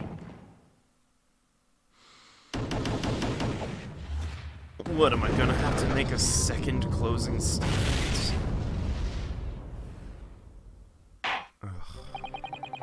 The jury certainly made its verdict clear. Another guilty verdict. And this time, Naruhodō, keep facing forward. Have you forgotten? This battle's far from over. Damn it. Yes, the defense still has the right to a closing argument. One more closing argument to overturn this mistaken verdict.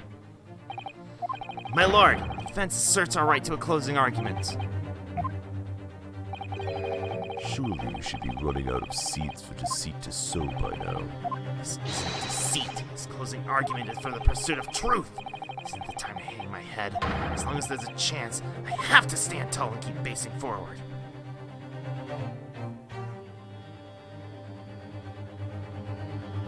Oh, damn. Oh, damn. Oh, damn. Oh, damn. Oh, we're gonna keep going. Oh, you think I'm not keeping this party rolling? We're keeping this party rolling.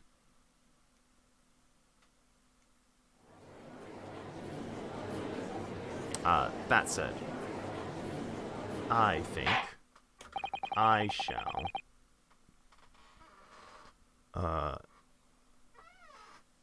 Your Honor, Your Honor, this is a Japanese thing, isn't it?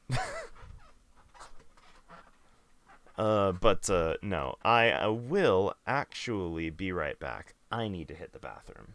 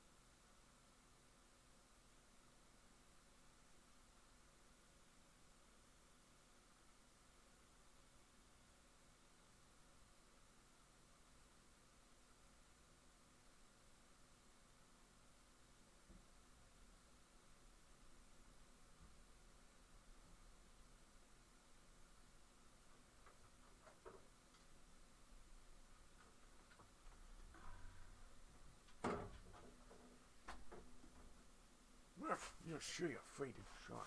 I'm gonna show you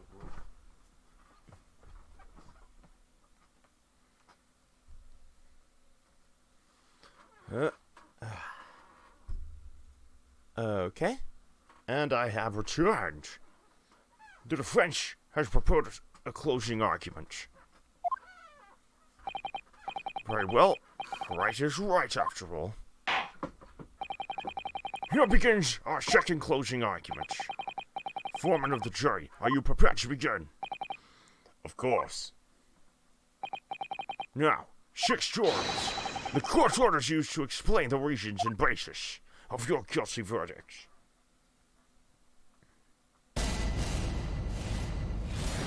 Alright, let's go. Criminal left evidence on the scene. It's those 3 books that incriminate him. If there's a possibility that someone else stabbed her, I could reconsider my verdict. The window was closed when she threw the books. That's not relevant to the case. Throwing a book isn't that big of a deal in the first place. It wouldn't kill a man. Let's wrap this up. Chop chop. If I don't get paid, I'm dead meat. That reminds me, I had a house fire recently. I caught such a cold afterwards. Seems the jurors' opinions have become more concrete as of our second closing argument. Once again, with some exceptions, Our transfer student failed to break down the last witness with his cross-examination. There's no denying it now. The man who ran away from the scene was the defendant. Therefore, there was not a single other person who could have committed a crime. the eyewitness account was accurate. That makes this verdict a lot more conclusive. I'm afraid that's the only truth. If that's the case, in this closing argument, we'll have to prove there's another undeniable possibility. It's a possibility undeniable, though. You should already know the answer to that. To quote those ridiculous detective novels, you need the whodunit and the howdunit. As such, you must do nothing short of revealing a name and a method. If it was that simple, I wouldn't be in this mess. If you can't do it, you'll never find the path to the great turnabout. Now the closing arguments will now begin. I'm sure you're prepared, defense. Sir! I guess this is the moment of truth. Oh yeah, give it the double slap. One who holds the key to this closing argument has to be Juror 4. A book disappeared from the garret home on the night of the crime. The victim was found at the crime scene holding the 4th book. Has to be some connection to these two facts. I have to be the one to prove it somehow. I'll use every method at my disposal. Watch the wife's reactions even when she's not testifying.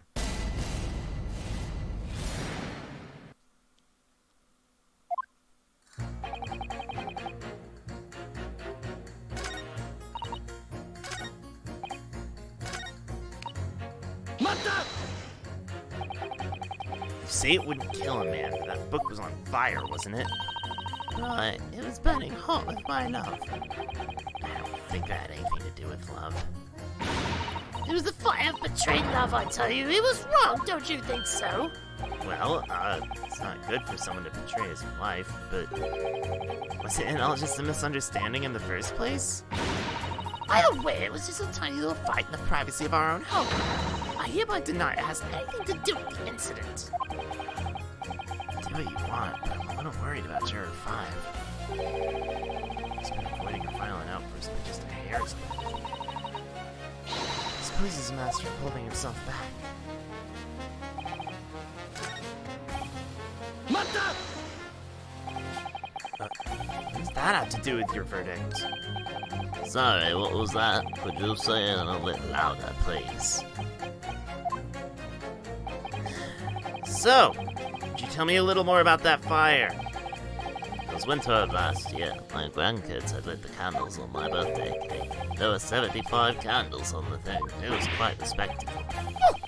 Put candles in a cake? They trying to summon some sort of demon? Don't be absurd. It was a celebration for my birthday.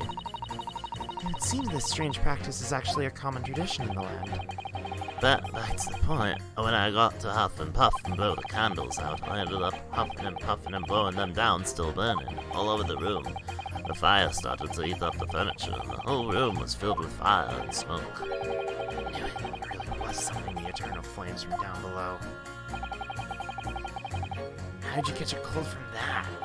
Well, my grandkids were passing me buckets of water to try and put out the fire, and since the room was full of smoke, they opened up all the windows to let the smoke out. Open the windows? And so my old bones were exposed to some harsh night gusts and froze to the core. I was soon after carried to the hospital. Quite the birthday present then. Yeah, that must have been fun. There's something about what you said that speaks to me.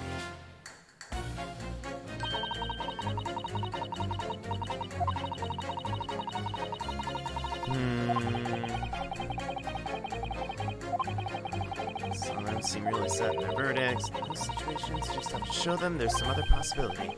And some other possibility. Show them their statements clash using something other than a contradiction. I'll look out for something like that. For now, let's keep focusing our way forward. Let's keep pressing. There was a fourth book dropped on the scene. And just what is that supposed to Oh, wait, that's the judge. Just what is that supposed to prove? Fourth book might be property of a nearby landlord. That's exactly what I find strange about it. At the time, this landlord was in his room, no? You said the couple set fire to the room to further enjoy their heated argument. I don't think that was their intention. Either way, it's obvious that neither of those two were at the crime scene. In other words, they have a solid alibi. If they're unrelated to the crime, the Japanese shut-in is the only suspect left. I say there's no more need for argument, I say. I say that arguing is all I can do.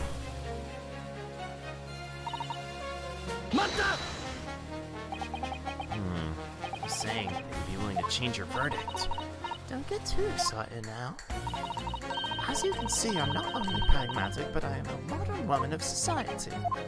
Okay. If I read the morning paper, I forget what it said by evening, so don't bother reading it. See, a very picture of a pragmatic and modern woman. That seems like an extreme conclusion. So far, I see sufficient decisive testimony in the trial of a sufficiently suspicious man. So even if there may be some small sliver of doubt, he has to be their culprit. Just how pragmatic and modern woman of society should think, don't you agree? Makes it a bit difficult for me to do my job. But I'm also a fickle young lady ready to jump to the newest fad or trend. Some interesting new possibility may lead me to change my verdict. It's a bit of a tall order. Sounds like you'll have to work hard to win the heart of a city girl. Seems like it. Her eyes are brimming with expectation. Are you expecting me to get with her? I'm like 17, I think. I don't know about this. Whatever.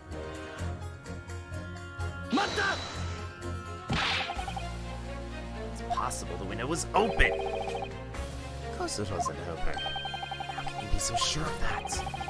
Prosecutor cleared this up a while ago, did he not? Tonight's 11 no laughing matter. You don't open a window, silly. Sitting by the fire, cozy and warm as a winter pastime. Absolutely no one would open a window. Why do you even have windows in the first place?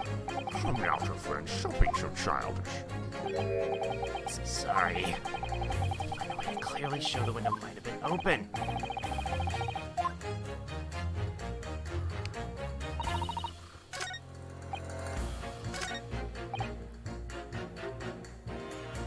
Oh, his thing changed. I didn't realize that.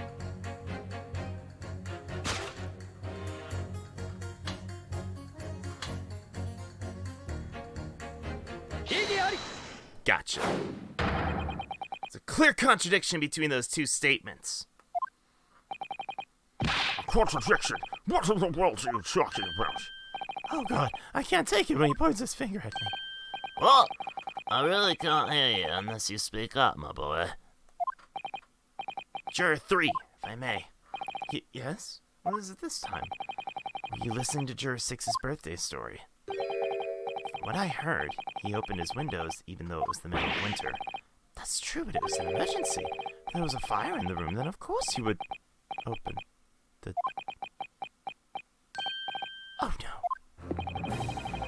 Seems like you get it. At the time of the crime, there was a fire in Mr. Garridib's room.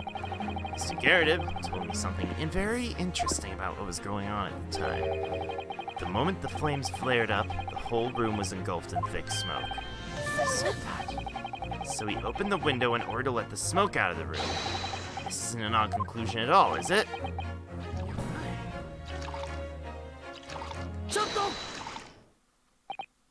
Juror 4! May I have a word with you? Miss Garridib! Mrs. Garridib.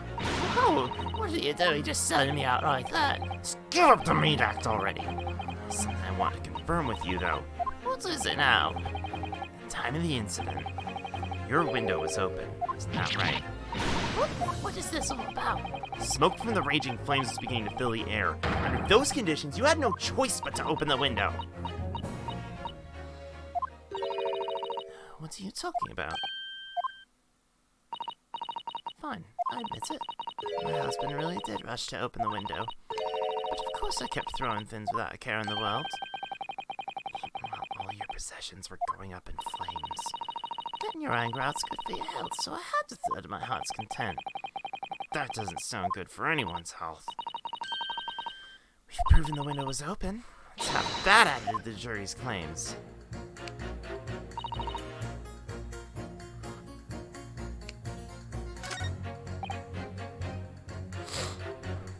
It was open when she threw the book.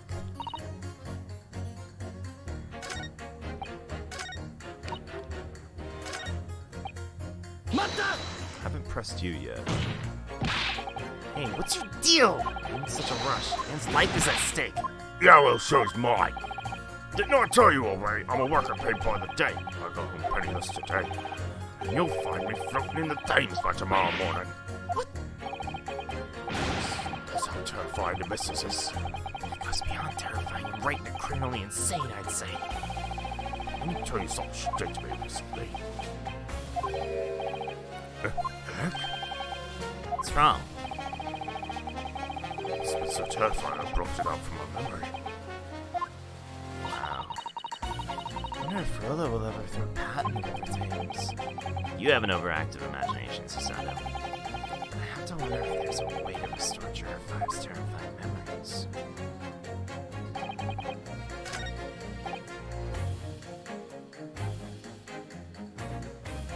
Domestic violence is never okay. True.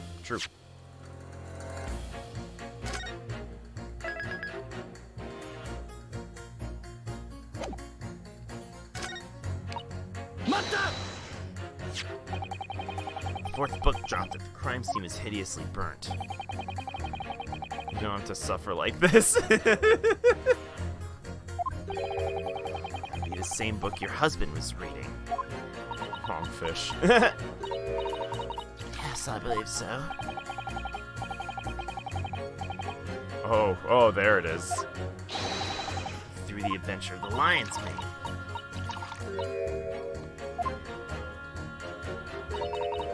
I threw it. That was the closest thing in reach, so it was the very first thing I threw. When I think about it, it was the book my husband had been reading, yes. Why didn't you just say that from the start? Because I had no memory of it. You know how it is. When something like that happens, you just throw whatever's available. Do not know how it is. I don't mind the title. What's the object?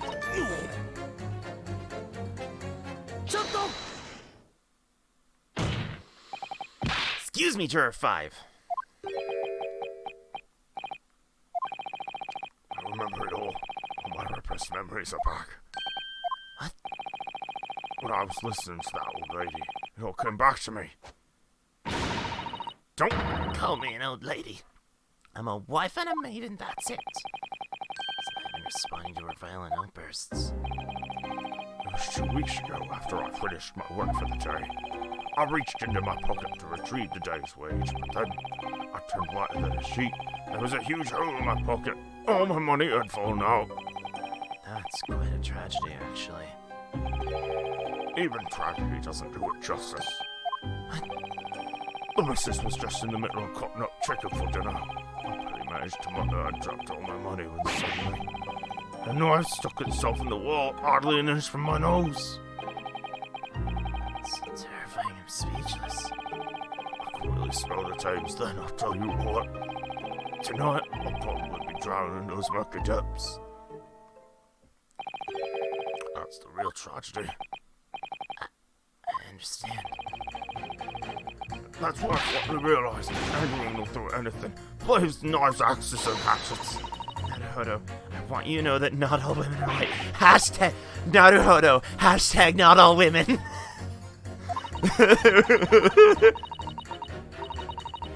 Absolute barbarians. At least loose an arrow once in a while or something. Who are we shooting at now? Hashtag not like this. His words may serve as an arrow that will guide us towards victory. I'll just drink the Yoshi for now. Why is violence being encouraged in a court of law? Listen, we've done this, like, fucking Francisca was whipping me senseless. I have had katanas goddamn slicing my hair off. Listen, I've seen it all at this point.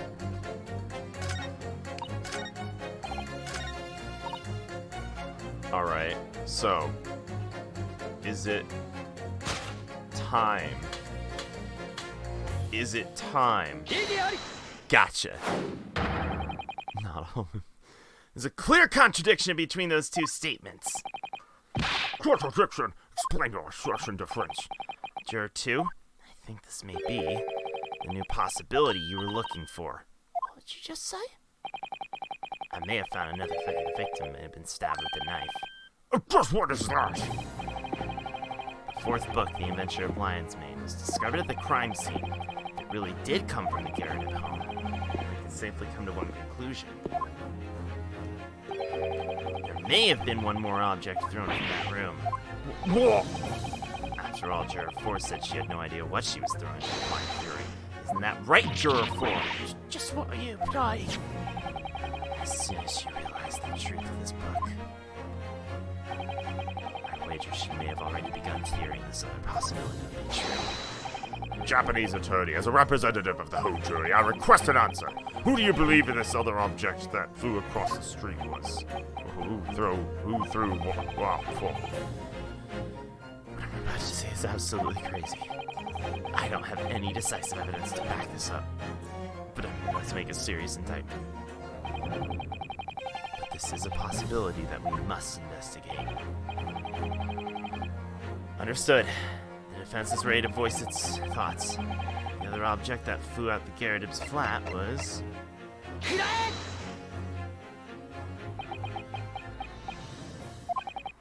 Juror 4, Mrs. Gyakuten. What do you want? I think I should begin by apologizing. I'm really sorry about this. But I need you to tell me something. Look at this knife. Does it strike you as familiar? Hold on, French. What are you doing? Is that the knife used to stab the victim? At the time of the incident, the Gyakuten were in a heated argument. Mrs. Gyakuten had cornered her husband at the window, throwing whatever she could find. The window was open, and the book she threw was the one discovered at the crime scene. Ridiculous. The book was found in the victim's hand. Did the book just grow legs and walk into her hand? Not even the missus could make a book do that. I can't claim to know everything. That's exactly why. It would be a fatal mistake to end this trial now. Answer me, Mrs. Gyakuten. Do you or do you not remember this knife? Oh no! Oh! Oh!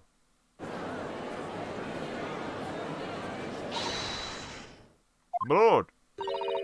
I would like to amend my verdict. I made a promise after all. Juror 2. And I will as well. This is an unexpected turn of events. I agree it would be a mistake to end the trial at this point. Foreman! Don't forget about me. I don't really think this old lady really did it, but... Count me in too. I won't feel satisfied with the verdict right now. Good show. All at once, then.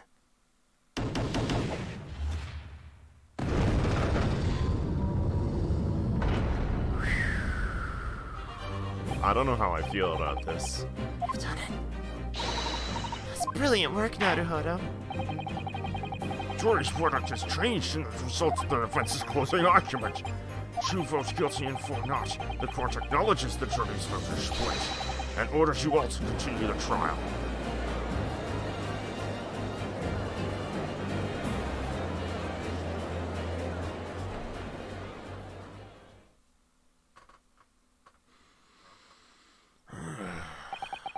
Lord Van Ziek, do you have anything to say about this development?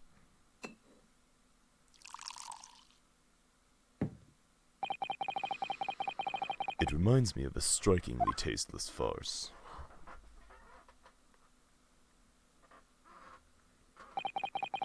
A farce as tasteless as this wine floating in my glass as I imbue it with a sigh. Imbibe it?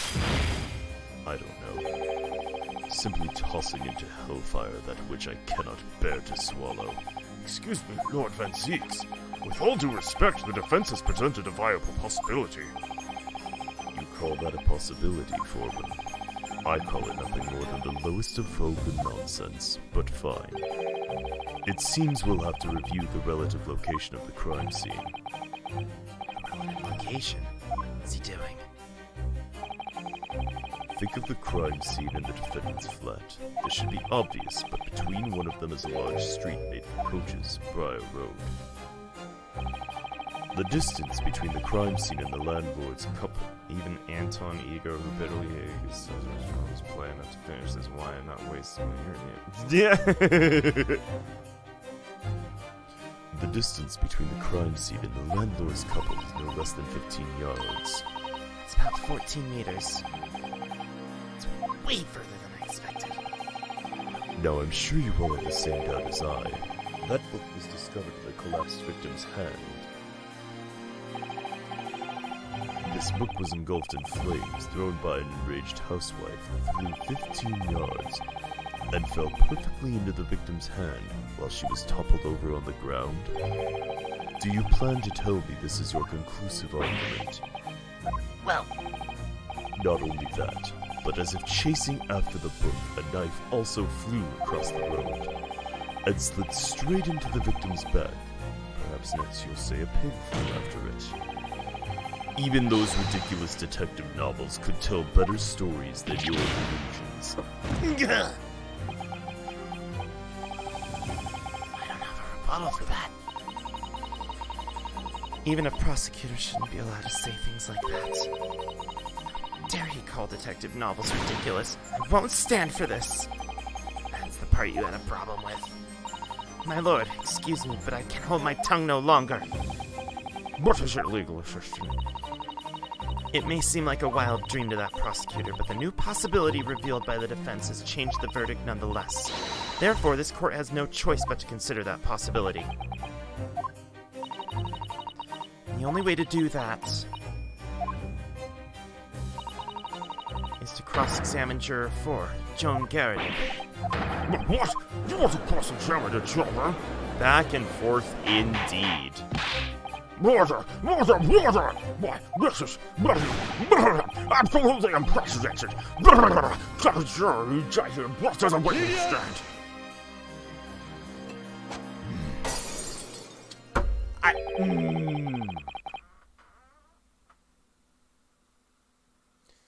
You asshole!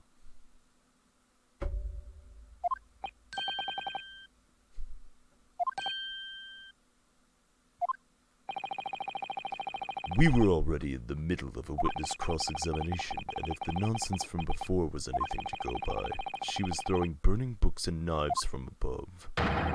Maybe we should ask the current witnesses about that instead. What do you think, witnesses?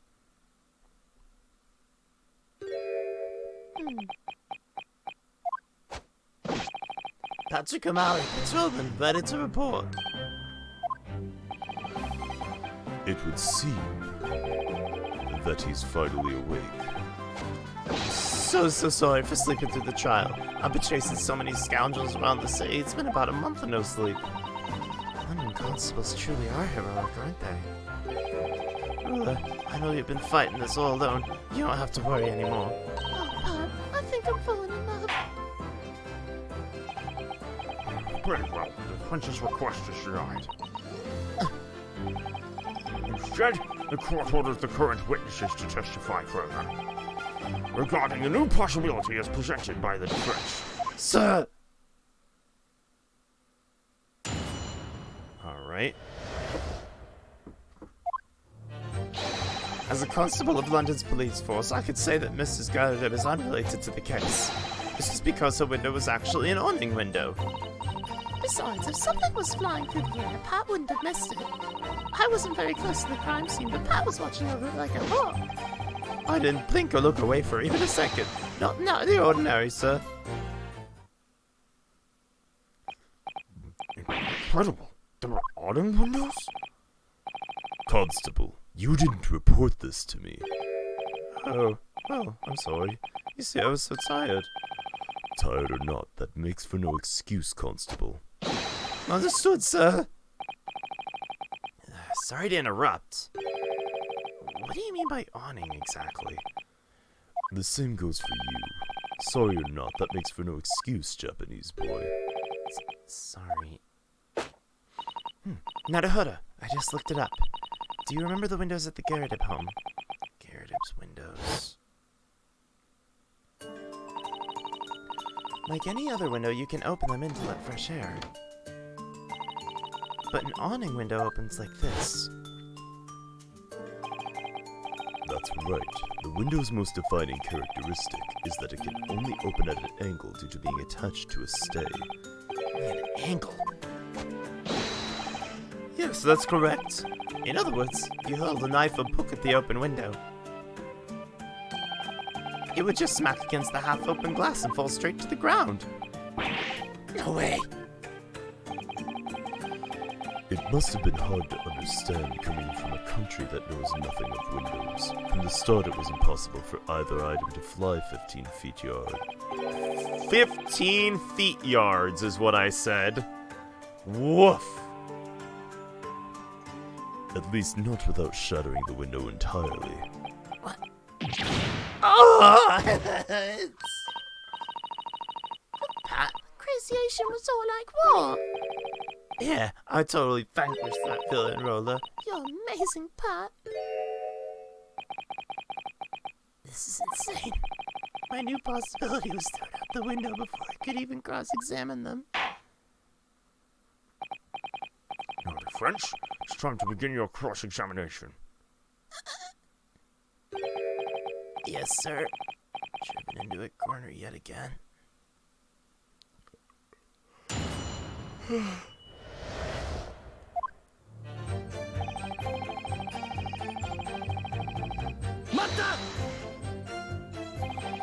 What makes you so confident in this claim? I'm glad you asked. The reason is this. Inside the police handbook, we have the great things to know as a policeman. He showed that to us earlier, didn't he? Did he? I don't really remember. A constable works tirelessly for the citizenry. That's everything I strive to accomplish. That's why I stand tall and strong for my poor wife. Yes, I tire no more. Oh, Pat, my sweet. You're so manly. Of course, I do it all for you, Rolla. Oh, my goodness, these two. That's not what I was asking about. Mind on the basis behind your claim. Oh, that. You should have said it sooner. Alright, tell me about that then.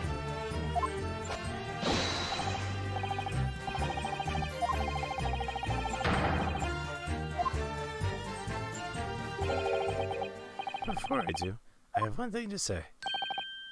What now? There's a certain favor I want to ask of you, Mr. Japanese attorney. When you go home, I want to tell your friends tales of the London officer's spirit. Sorry, but I only just arrived in London, so... Please, I'll let you borrow this if you promise to read it from cover to cover. I swear it'll move you to tears. All Alright, fine, I'll take it.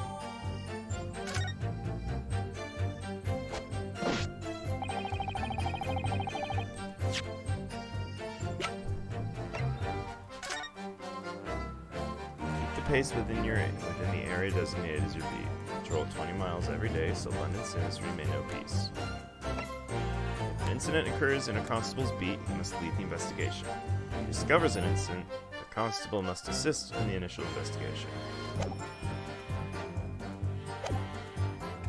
Okay.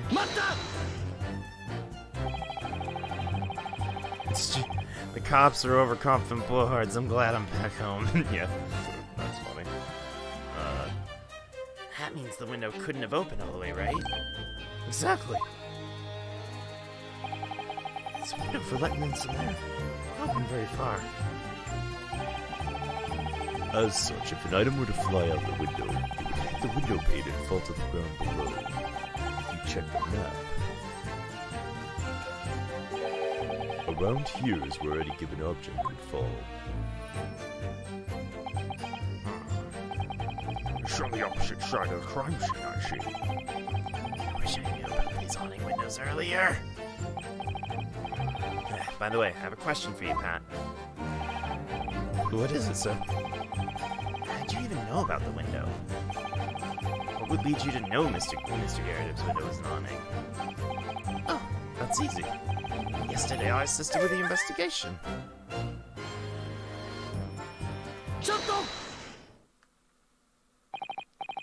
excuse me, Rolla. Yes?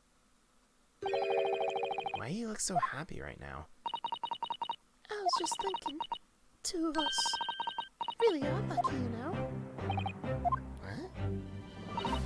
I mean, it's a shame the lady got stabbed, but the crime happened just outside of Pat's beat. Is that so? Yeah, you could say Briar Road's the border between beats. Isn't that right, Pat?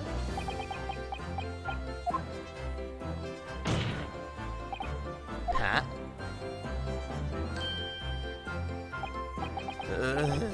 Yeah, right. Actually, the reason I helped investigate the guy residence yesterday is because the A is part of my beat. Wow, it did happen right on the border. Pat, I'd like to confirm something with you.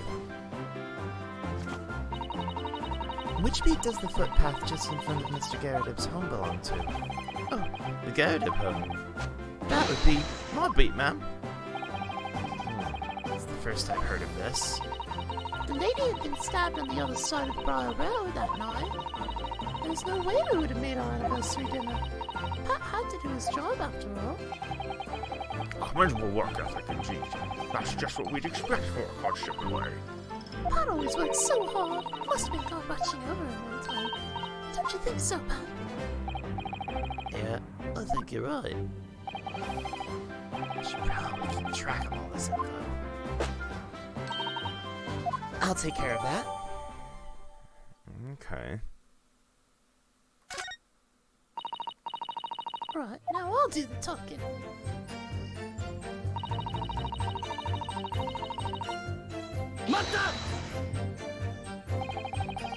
Sun had already gone down, right? Should have been dark at the time. We were walking around looking for a happy star. What? A star that would guide the two of us towards happiness. If a flaming book happened to fly overhead, it probably would have looked something like a shooting star. Let me tell you, if I saw a shooting star, I would wish 3 times over that Pat would become chief of police. But it's all fog and smoke, we couldn't see any stars at all. In short, not a single knife or book flew overhead before the crime scene. Right you are, sir. Swear it on the starless London sky. Doesn't seem like he's lying. Just after we witnessed the crime, the two of us rushed to the scene.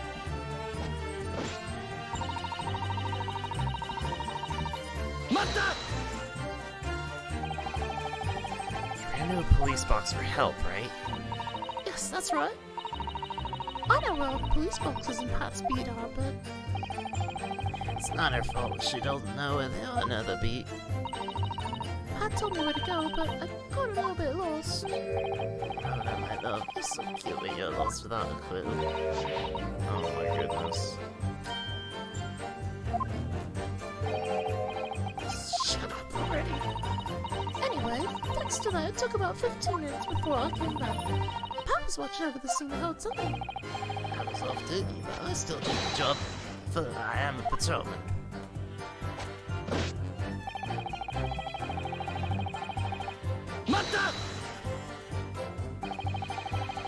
There's nothing out of the ordinary at all. Right, sir. I was keeping an eye on the crime scene the whole time. No person, animal, or thing got anywhere close to it.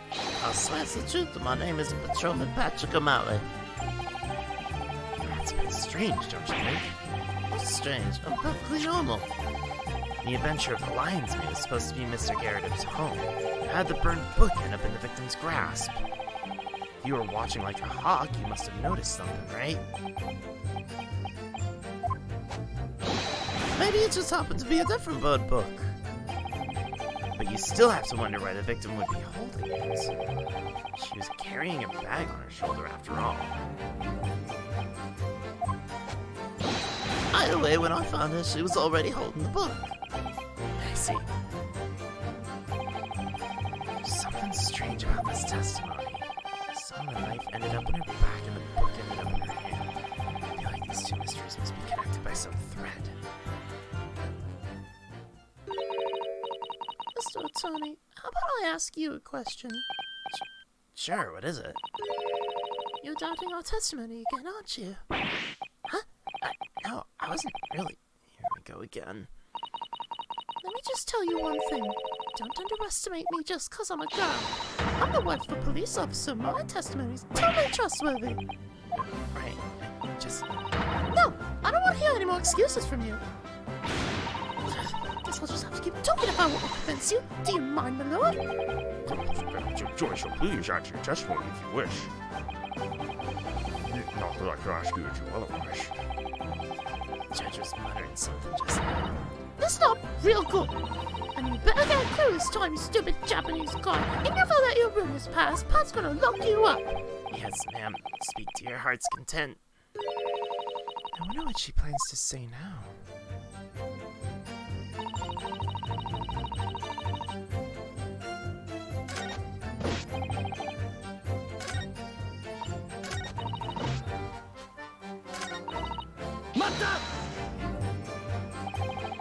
It's not that I doubt your testimony, it's just...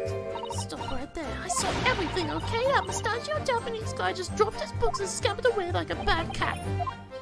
Right. You definitely didn't see what happened at that. There weren't any burnt books or nasty knives flying over Briar Brook. Yes, I get that. But didn't you just say you had a bad sense of direction? Yeah, I do. It's a bit embarrassing. Pat always gets mad when I'm late for dates.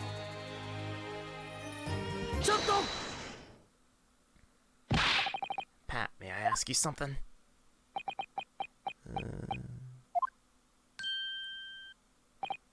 Huh? Oh, yes, ask away. Something about your wife's testimony strike you as odd?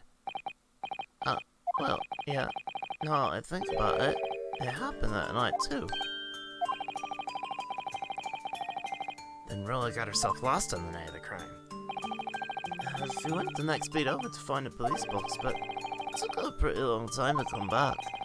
I thought she'd return within 10 minutes in the end. It took her about 15. Oh, Pat, quit bullying me. It's all that bouquet's fault, not mine.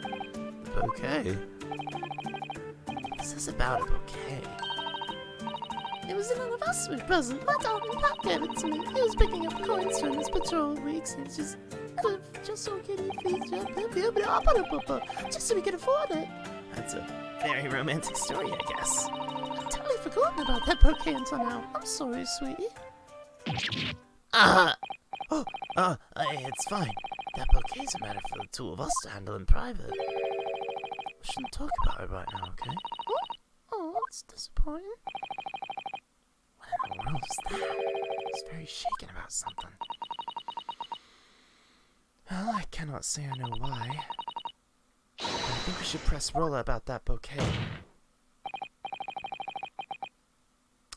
Oh, damn, thinking. That would be interesting. Could you tell us a little more about it? Sure, why not?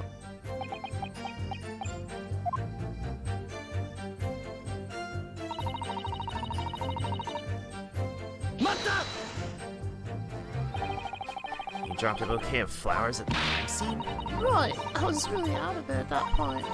I saw someone fall over. When we rushed over to help, we found a knife sticking out of her. I was so shocked I just dropped my bouquet on the spot. It was too far from the light or gas lamp, so it was hard to spot. That's when you ran over to the next beat's police box, right? Right. I came back to the scene with a police officer in tow. I saw where I dropped the bouquet on the footpath, but when I went to go get it, the corpse was gone. It's already been mentioned many times, but the victim is not yet a corpse.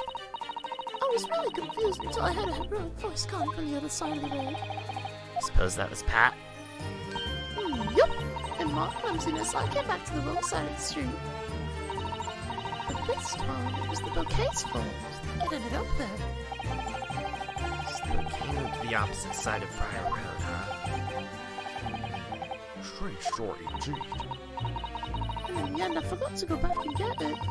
You don't know how much change Pat had to pick up off the street just to buy me that. When you say bouquet, might it perhaps be this? Oh, that's it! That's it! That's the bouquet Pat brought along with all the change he picked off the street. It's best if you don't keep telling everyone that part. Where did you find this bouquet? According to an officer's report on the crime scene, it was found at the corner of the footpath in front of John Garridim's residence. Is that in front of Mr. Garridim's home? Because it was in an area far from the gas lamps, it wasn't found until the next day. The police believed it to be unrelated to the crime, as it was on the other side of the road. Thank you so much, Mr. Prosecutor. I'll be taking that back right now. For now, I think it would be better for the court to accept this as evidence.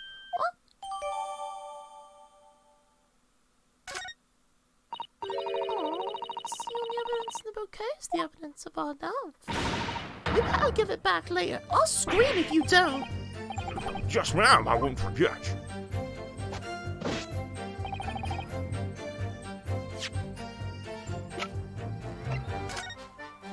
Time to look at this shit.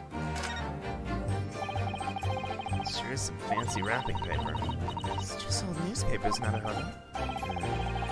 It's like anything wrapped with stuff from Britain would look fancy. Yes, I suppose so. What's the matter?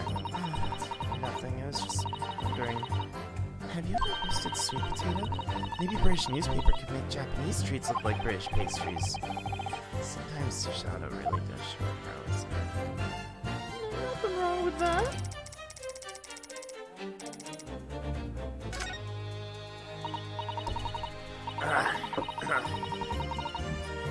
It's more beautiful I'd ever imagined. So this is a rose. Never seen one before. Are you not interested in flowers? It's not that I'm uninterested, but I only really know 3 different kinds. You only know 3? Then what would those be? Peach blossoms, plum blossoms, and cherry blossoms. Your taste seems to be a little too biased.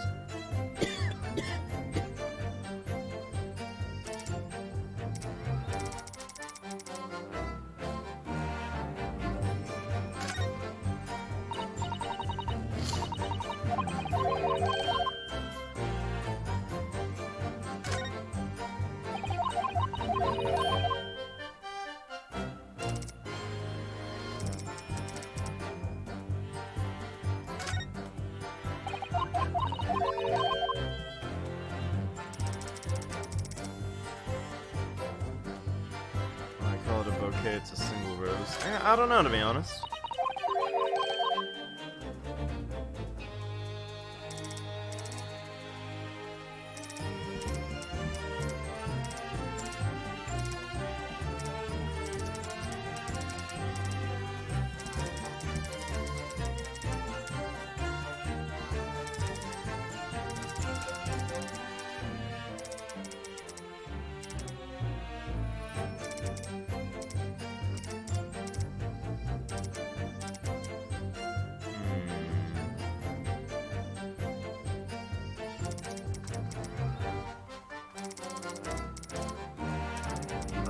seeing anything in this thing. Something on the ground. Sean paused, roll it, and drop it.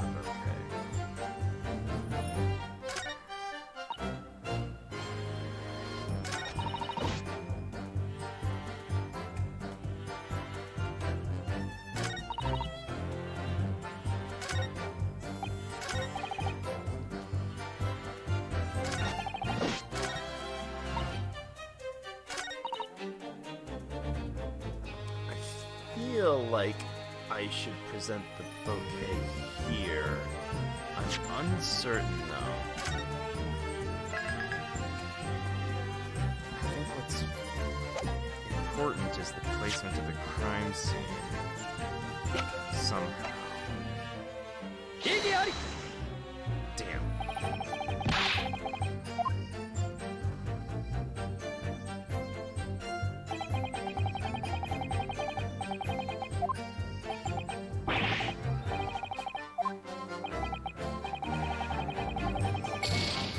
Ugh. I just got.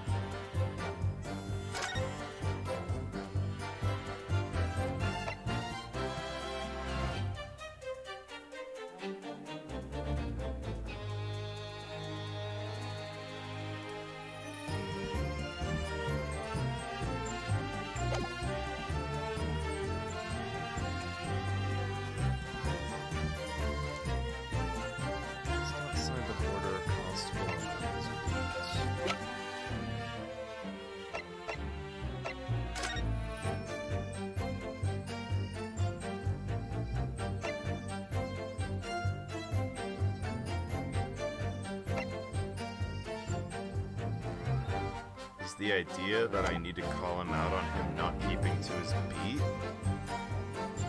That seems a little far-fetched, but...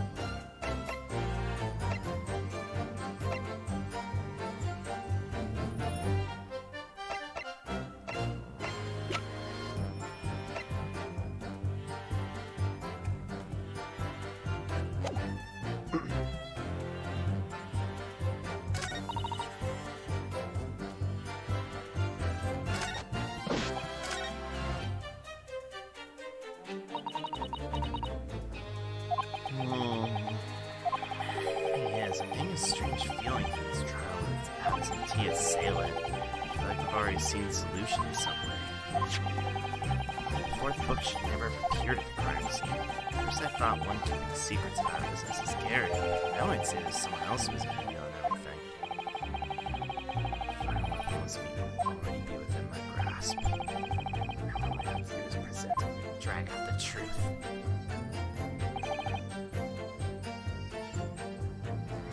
Alright, thinking. Have a good night.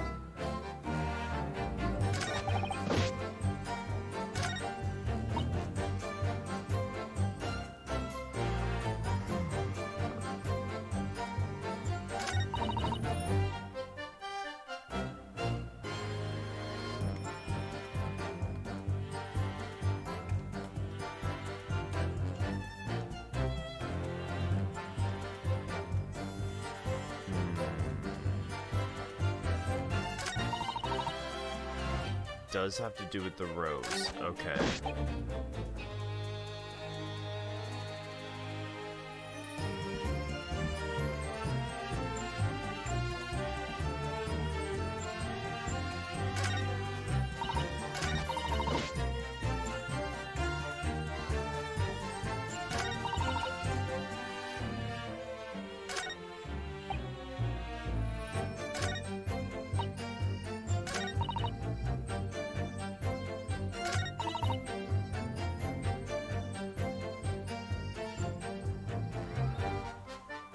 Actually found in front of Mr. Gyakut's house, which is near the crime scene.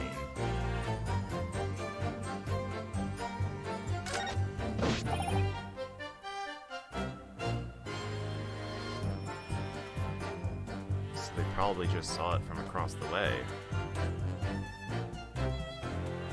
Yeah.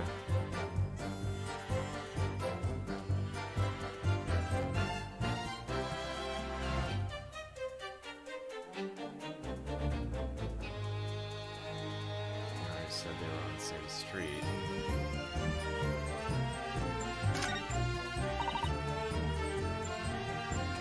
Did they say they were on the same side?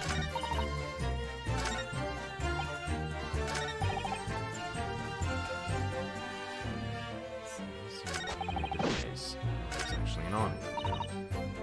Someone's flying from the air power that missed it. It was very close to the crime scene. I was watching it over like a hawk. And getting lost because of the bouquet I dropped. And blink or look away.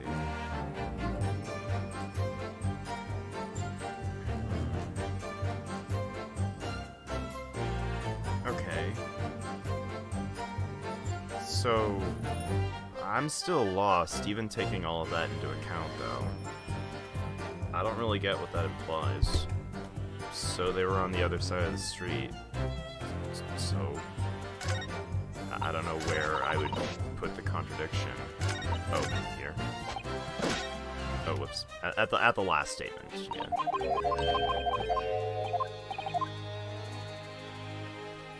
Oh! Oh, is that what it implies?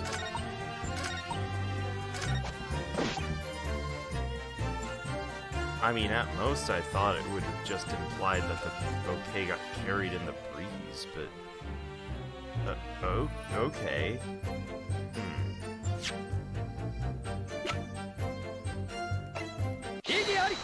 Yep, looks like you were right. When you were watching over the crime scene, there was nothing out of the ordinary? That can't be right! What do you mean? Rolla, you said the following in your testimony. When you returned from calling a constable at the nearby police box, you saw where you dropped the flowers, but the victim's body was nowhere to be seen. In reality, the victim's body had fallen on the opposite side of Briar Road. Such a tiny bouquet, and really, not even a bouquet at that. I imagine it was simply Well, let's say you're correct.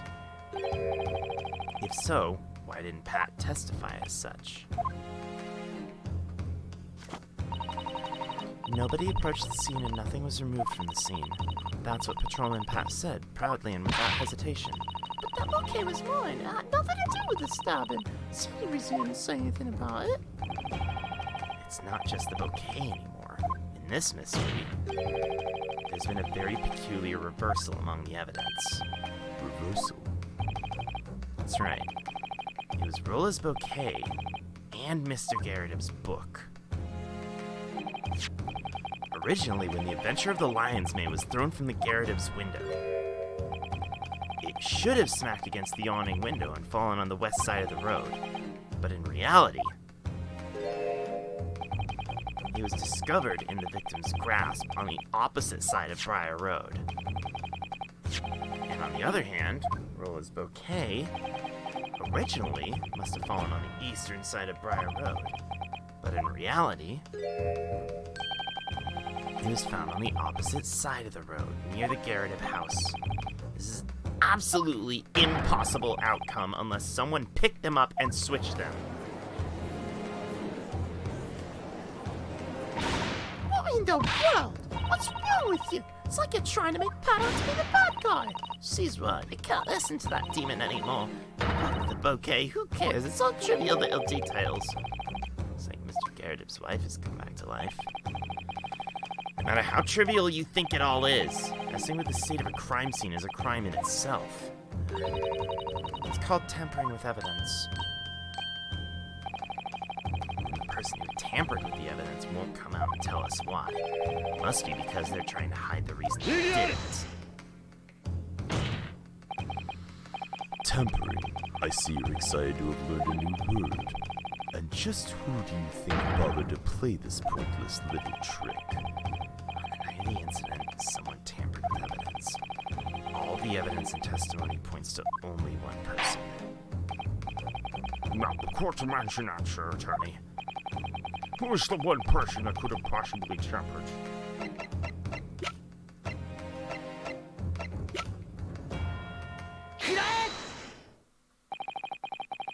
That person would have to be Patrick O'Malley. There's not a single other person who could have done it. But, across the London's police force, Don't be ridiculous. How can you possibly accuse him? Pat's defending justice. He's a policeman who serves and protects the people of London. Well, when Pat asked you to go to the police box, you left the crime scene. That span of 15 minutes was the only chance for anyone to tamper with evidence. No way, you're spouting nonsense. I mean, that's right. It was the guy with the mustache who did it. If that were true, Pat would have witnessed it. I'm sorry to say this, but there's more evidence to the contrary. It was only after the defendant ran away that you dropped the Bōken.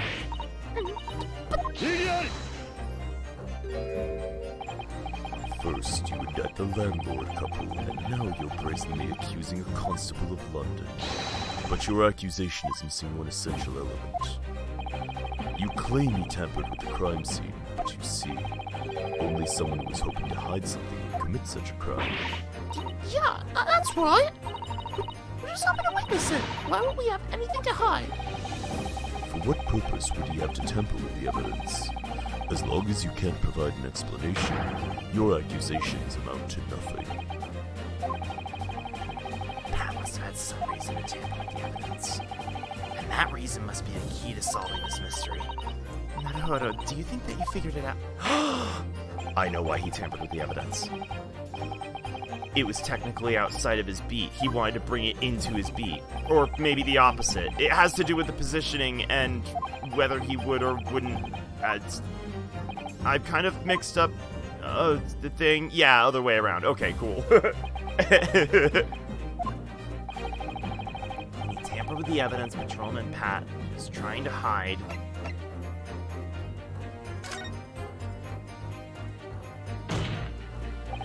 University didn't want to be involved in the investigation. That makes sense! Think of where the victim was stabbed. Pat desperately needed to hide the truth of where she was really stabbed.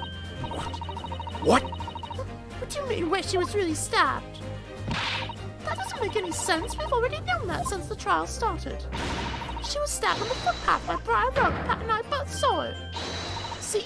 Right here. Everyone agrees with me, too. Sure, everyone may believe that at first. The truth of the matter is, Viridian Green was not stabbed at this location. What?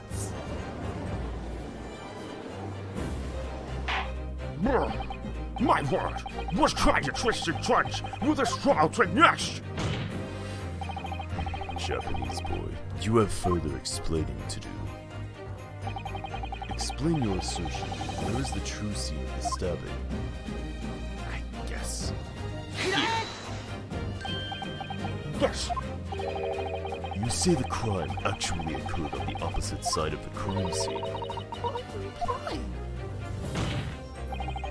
On that night, when the book was thrown from Mr. Garrett's home, it fell straight to the ground. The bouquet of flowers Rolla dropped didn't move at all. What really moved was the scene of the crime! What in blazes?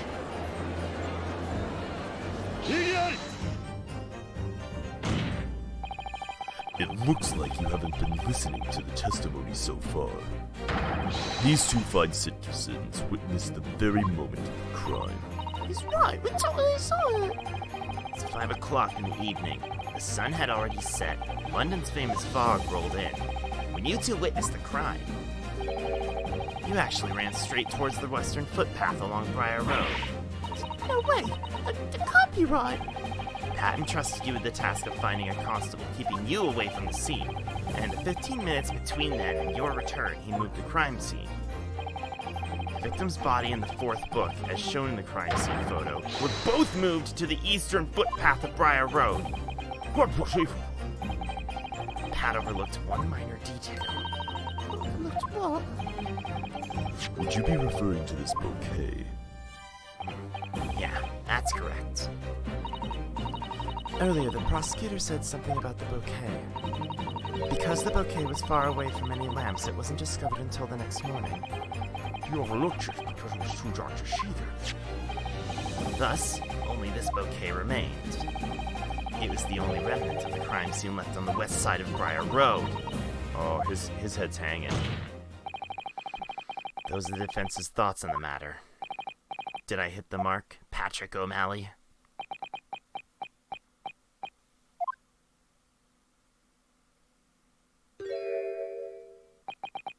Oh, sorry. Really so sorry. Here I am sleeping at a vital moment. You see, I haven't slept in a full month. Pat, he's lying, isn't he? That totally can't be right. You've always fought hard for justice. I was dreaming. I had an awful nightmare. I dreamed everything I did that evening would be found out in court. But I guess it wasn't just a dream after all. What? What in blazes? Order! What in blazes? What in the world is going on here? This is just... Pat, why would you do something like that? Isn't tampering with dead bodies a crime? She still doesn't know the victim's not dead, I guess. Constable, why on earth did you do that? You're supposed to be an upright policeman working for the sake of the citizenry. Why? I can't tell you why. What do you mean you can't? I'm really sorry. This is all my fault. I've sullied Scotland Yard's good name. One possibility does come to mind. On that night, there might have been a good reason that Pat had to move the crime scene. Impossible. How could you know? A damn like you knows nothing of the inside of a good London constable's mind. Say what you may, but our attorney's the one who brought the truth to light. The court believes that it's worth asking for a slot. Defense! Sir! Now, the court requests you present the evidence. Here we go. Understood. Whether they be British or Japanese, all people share the same feelings. I think I'm beginning to understand Pat's feelings from that night. There we go. Here we go. And... boom.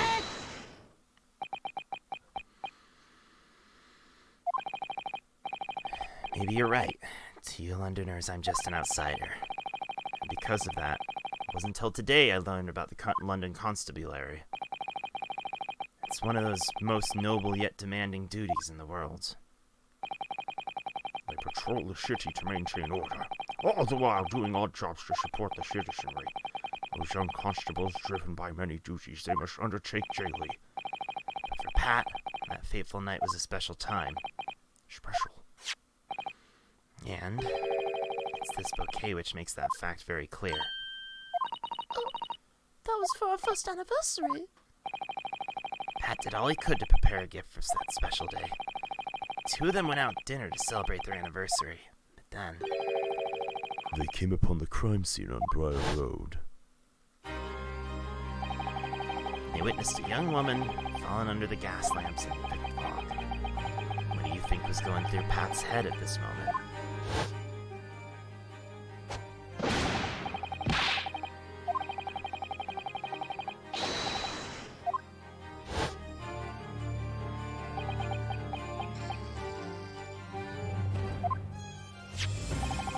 This is the policeman handbook that Pat presented. There's a manual inside calling things to known as a constable. It reads, if an incident occurred in a constable's beat, he must lead the investigation. Well, this is why, isn't it, Pat? This is why you moved the crime scene. Well, you've seen right through me. So that's the problem. The investigation was in his beat. That's right. At first, Pat was supposed to lead the investigation as that beat's constable. I see. Patrolman O'Malley, did you? At the time, the first time after I got my dream job as constable, I started to pray. Stay close to me, the criminal might still be on the scene. I ran to the crime scene. I was acting not as a husband, but as a policeman. Hurry and notify the police. And then I realized the significance of where the victim collapsed. If a constable discovers an incident in his beat, he must assist in the initial investigation. Why did this have to happen here today of all days? Why? Tonight was the one day I needed peace. I had to be a policeman guarding the crime scene at all times, so I told Rolla to go to the police box and bring the officers over. And then, when I opened my mouth to speak, I shouted words I'm disgusted with. This road's part of the next beat over, Rolla. Go to that beat's police box. Take a right on Mearsham Road.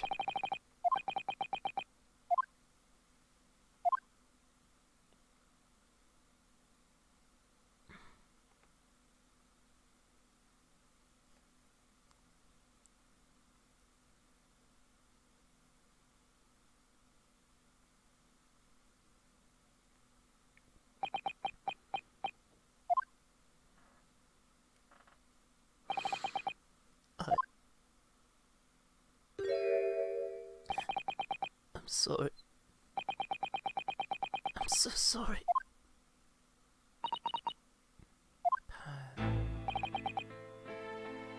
I just want to enjoy a nice dinner with Rolla, no matter the cost. It was the one day I needed peace.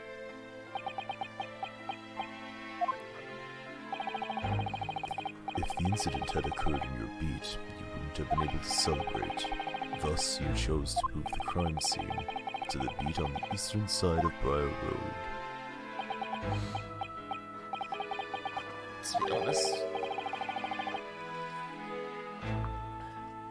at the time, I thought the victim was dead. Really? Of course he did, because I know my Pat wouldn't leave a stab victim on the cold, hard ground. Yes, I suppose you're right. That is pretty rough. But by the way, God's punishing me for my actions now. Can't believe it. About a thing at the crime scene, the one thing I forgot was the bouquet I bought for her. No, Pat, that was my fault. I was the one who dropped the bouquet out of sight. I'm sorry.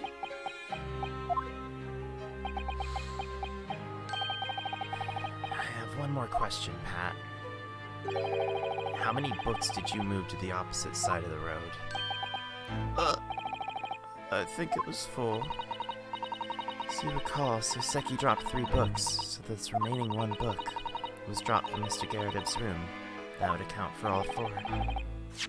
Why did you leave this book in the victim's hand? The other 3 books were scattered around the crime scene. Well, that's just how I found it. Explain what you mean by that. When we ran over to the crime scene, the victim was holding on to this book. So when I moved to her, I just left her the same as I found her, holding it. Just to confirm, the victim was holding The Adventure of the Lion's Mane. Yes, I'm absolutely certain. I wonder what this means.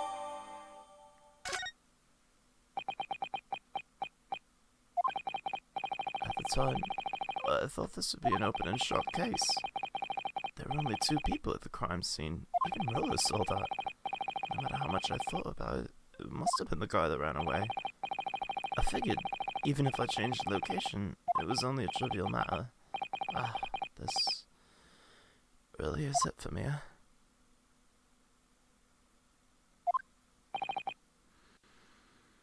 My lord. What is it, Lord Francis? This cross-examination is over. Constable, you may step down now. Sure. Mr. Prosecutor, what's going to happen to my pet? You're free to go home for today. Expect contact from the yard.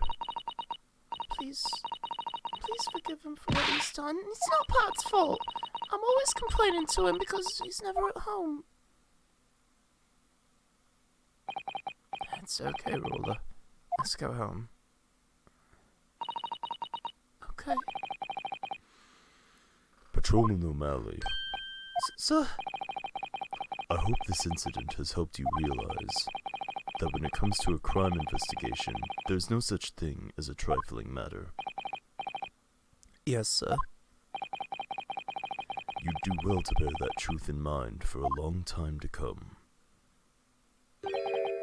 After all, you don't want to repeat the same mistake at any other crime scene. Repeat, then. Hurry and step down. You're delaying the trial. Sir! Sir! Even the prosecutor's got a little bit of a soft heart. Astonishing truth has been made clear in our court today. The crime scene was tampered with by a third party. However, one truth remains unchanged. The only person who could have committed the crime is still Soseki Natsume. Don't you think the word only is a little misleading? Now that the location of the crime scene's changed, there should be one more person who could have possibly stabbed the victim. If I may, perhaps you've already realized as well, Prosecutor Van Zieks. Lord Van Zieks, is this true?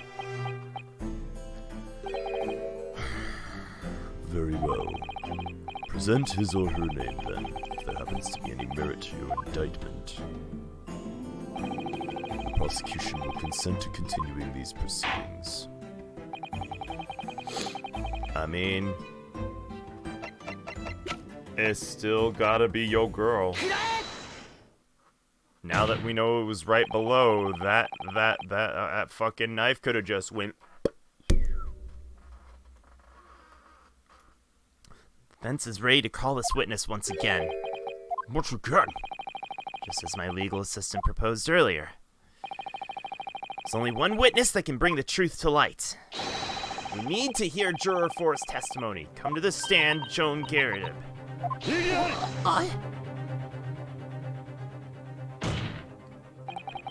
As I recall, your request was already overruled. But we have new information now. The situation's entirely different. Mrs. Garrett, may I have a moment? What do you want? The crime was committed. You and your husband were fighting. During your fight, a fire broke out in your home. Mr. Garrett opened the window facing Briar Road so that smoke could escape. And what of it? You threw this book at your husband, who you had cornered at the window. The book then hit the awning window and fell straight to the ground. And, as we have just established, the place it fell was exactly where the crime really took place. And again, what of it? You said you were blinded by rage during the fight, yes? And you didn't just throw books, you threw anything you could get your hands on. I want you to confirm this for me one more time. This knife is the one found in the victim's back. Are you absolutely sure you don't recognize it?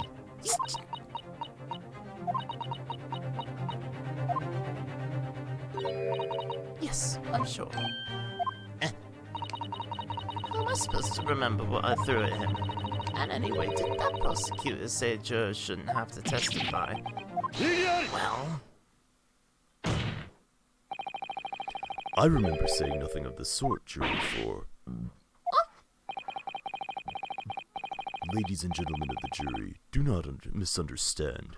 You are not above the law. If you remember this knife, then you would do well to tell us the truth. But you can get a knife like that just about anywhere. We have so many of those at home. If one or two were missing, we wouldn't even notice. What? For real? My word. Damn! Furthermore, I thought that I might have hurt someone. I just can't handle the idea. It's too much. Joan. Alright, go ahead. Hurry up and show me your decisive evidence. I want you to show me, conclusively.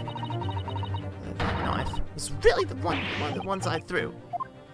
Can you do it, Naruhodō? If I had that kind of evidence, I would throw it at her ages ago. In that case, it's time for you to come to the witness stand, Juror 4. What? The prosecution agrees that this juror must be cross-examined. Prosecutor Van Seeks. Testify. Juror 4, you have witnessed the entirety of today's case from your seat on the jury.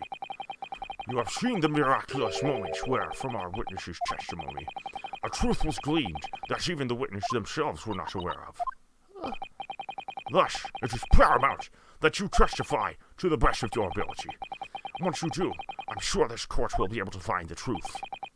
Prosecution, defense, are you in agreement? You are correct. The defense agrees.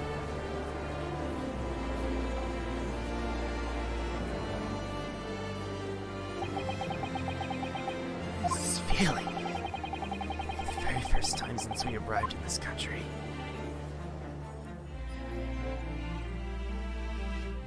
I feel like a real attorney fighting in the courtroom.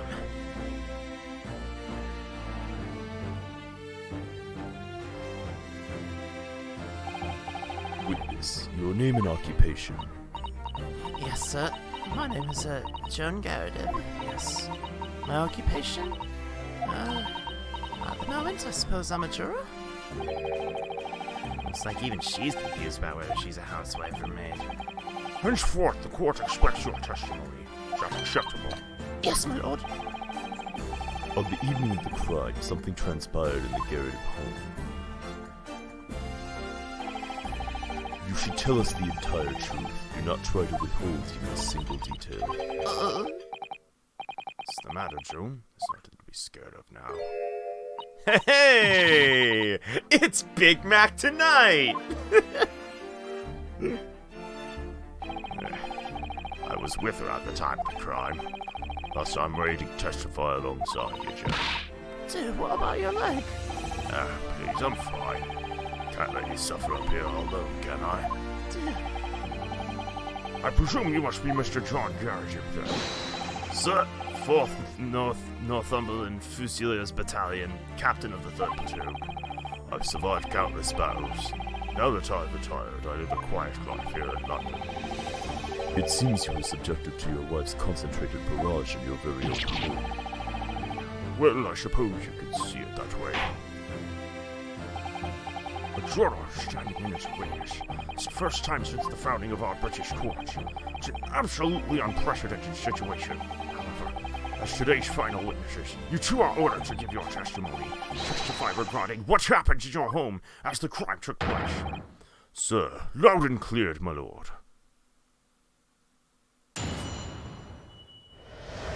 A lot of couples in this particular trial. I forget the reasoning, but my wife and I started fighting. Our candle stand fell over, lighting the carpet on fire. I put out the fire and ran to open a window. Meanwhile, I took aim and threw everything I could at this poor man.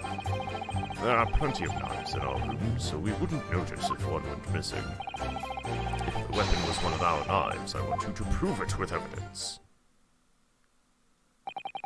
It appears that your home really was the scene of a bloody battle. On the contrary, it appears to have been more of a one-sided assault. I'm forced to admit my platoon was at a perilous disadvantage. If our armistice had been delayed by even a minute, we'd have been engulfed in flame. But really, if this old man was pressed to say, it was the brief moments like those that towed the line between life and death on the battlefield. I've never heard of a married couple's argument described like that. However, with this testimony, it will be difficult to prove evidence of the weapon. They say that in battle, man finds himself lost in the fog of war. He loses sight of all else. Perhaps there's little point in demanding any further testimony. Getting the same feeling. If that's what you believe, the two of us will have to reach the final truth with this cross-examination. Yeah, you're right. Now the French. Begin your cross-examination. Okay. The War of the Gyakuten. You ditching the stream now? Alright. Fair enough. Oh, yeah, definitely. It's getting late. Have a good night. I believe you told us the reason yesterday. Yes, if I recall correctly, it all started with a letter wedged inside a book. That's it. Apparently it contained a passionate message addressed to Mr. Gyakuten. A secret of his was discovered by his wife. As a result, he became victim to many repeated slaps to the face. Terrifying for sure. A hell of his own making. I was trying to act like I forgot, but you just had to tell everyone. And some of what you said wasn't even right. Is that so? I think the reason for their fight goes deeper than we'll ever know. So what happened after this violent barrage of slapping? Our candle stand fell over, lighting the carpet on Fire also spread to the furniture, right? Mostly caught onto my things for whatever reason. That includes my bookshelf and chair. Conveniently, we had water for bathing at the time, so we used that to extinguish the blaze. That sounds like a very difficult situation.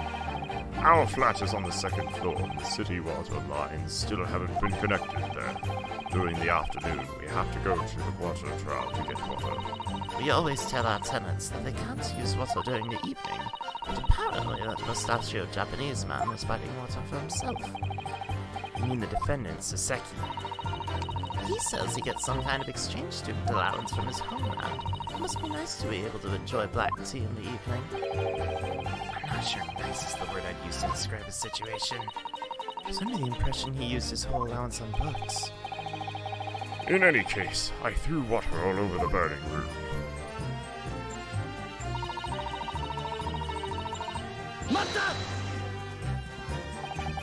You did this even while your carpet and furniture were on fire.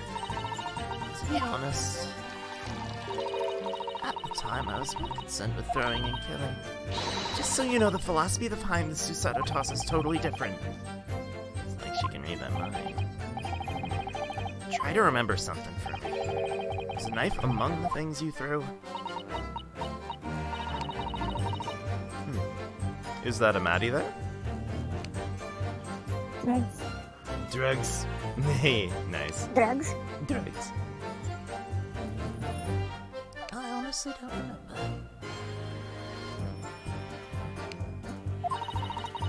But I'm not that much of a monster. Bread, cabbage, garlic, towels, sponges.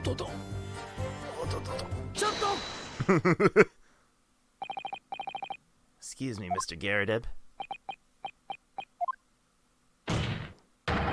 Mr. Gyakuten! What do you want? Is there something that caught your attention about your wife's testimony just now? Well, if you must know, my memory does differ from hers just a tad. She mainly threw hard, heavy objects, books, firearms, bricks, and so on. Not only that, she had impeccable aim. Joan, we're in a courtroom. Oh, goodness me, I'm so sorry, dear. She's still doing this.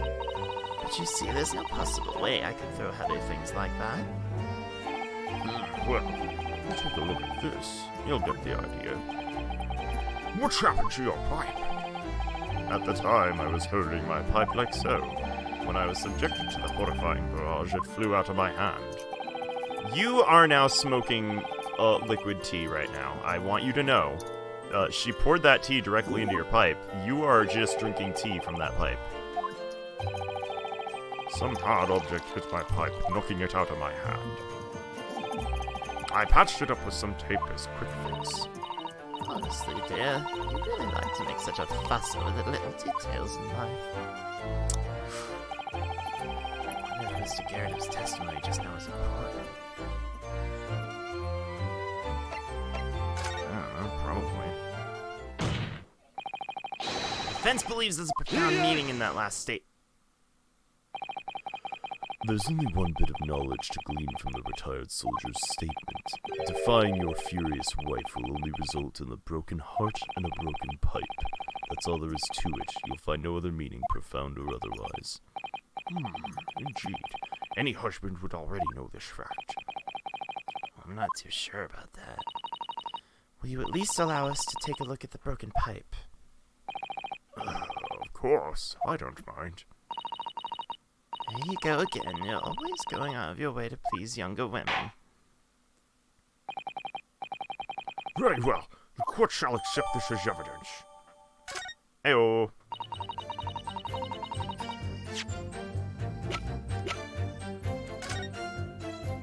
We gotta take a look at this shit. This tape looks like it's a bandage. I can't help but feel bad for the poor pipe. Did you notice Mr. Gyakut's pipe and robe are the same color? This feels ominous. He's trying to hint at something here. He still uses it even after it's broken in half. This was something very important to him. Or maybe he just can't afford a new one. Damn. Whack. What the? Oh, shit! And now you have the PCs. Oh, babes! Oh, babes! We got some shit up in this bitch! Oh no. Oh. Yeah, some kind of blade. Some kind of blade. Maybe. Some kind of blizzardy blade. Oh. Is that good enough? Or I'm gonna go ahead and re-examine this, just in case. To see if it procs something.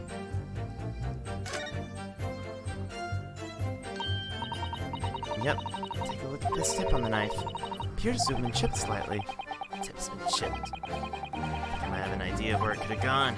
It's probably this. It's the fragment we found inside Mr. Gyakut's pipe. This is what I think it is. Ah! They fit together perfectly. I knew it. This is where it came from. Kablamzo. Sasato, hon, I do not mind your sudden intrusion at all. It has been nothing but good.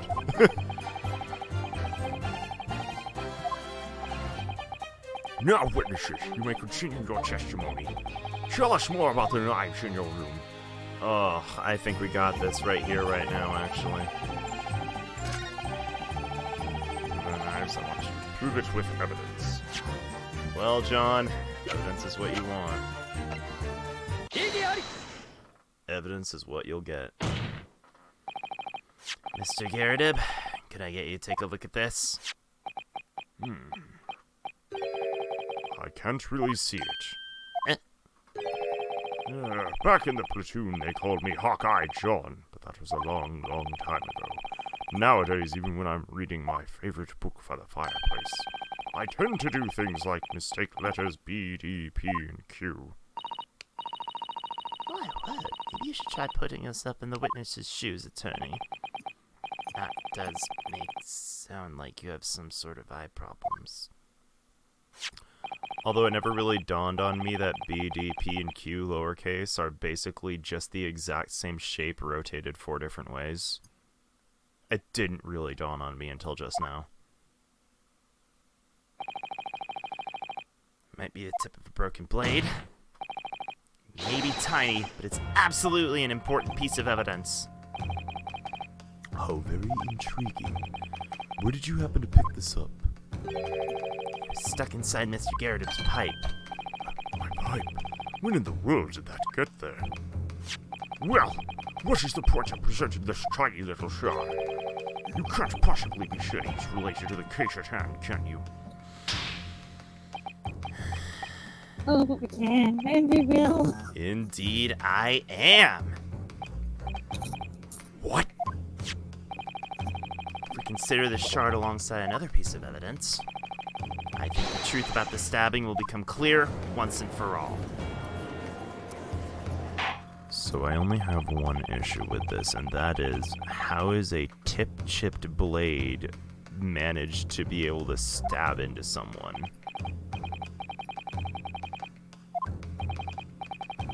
What evidence combined with this tiny shot? Damn. Maybe I just underestimate inertia. This is the knife that was found in the victim's back.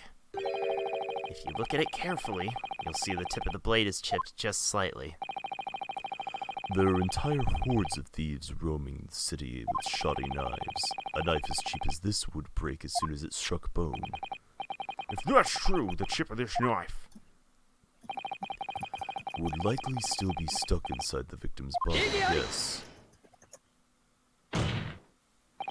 However, that's not the case.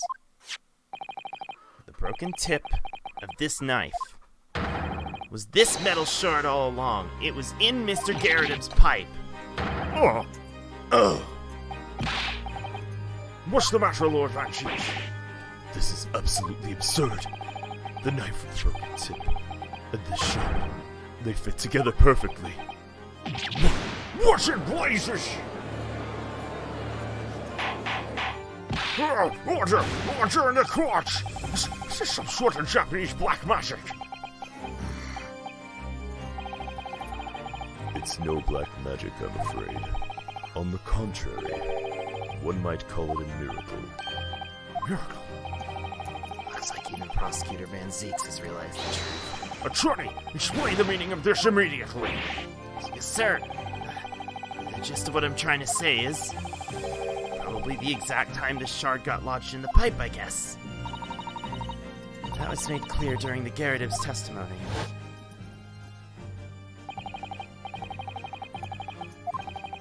Holding my point.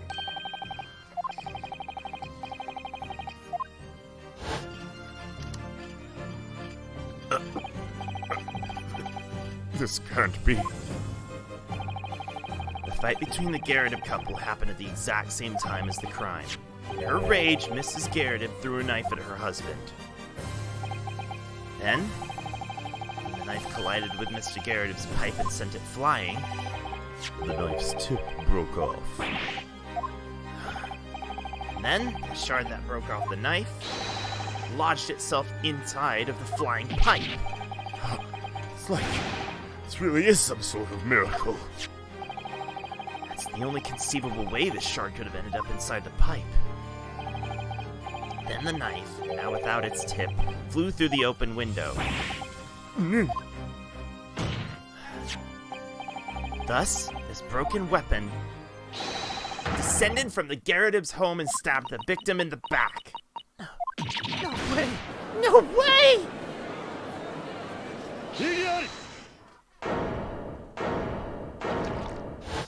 I love the fact that she has to stand in a block. Yeah, I noticed.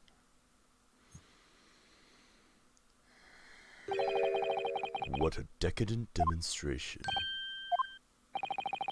You've piled up countless niggling details and proudly presented the resulting heap of dust. That's a very Japanese trick, isn't it? What is your problem now? Unfortunately for you, your demonstration is nothing more than pretense. If you're wondering why, it's because there exists a fatal contradiction in your own assertions. What the? Lord Van Cheeks, explain yourself. What contradiction have you found in the assertion? It's honestly very simple. The victim was stabbed in the back by this knife. Oh, I can explain this. If it's location you want, then the book fell out first. She leaned down to pick up the book. As she was leaning over, it buried into her back. That's easy. I got you, Van Zeeks.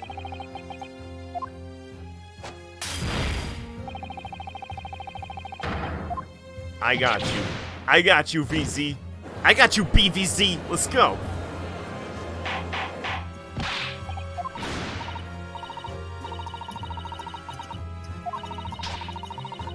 Struck the very tip top of her head, of course.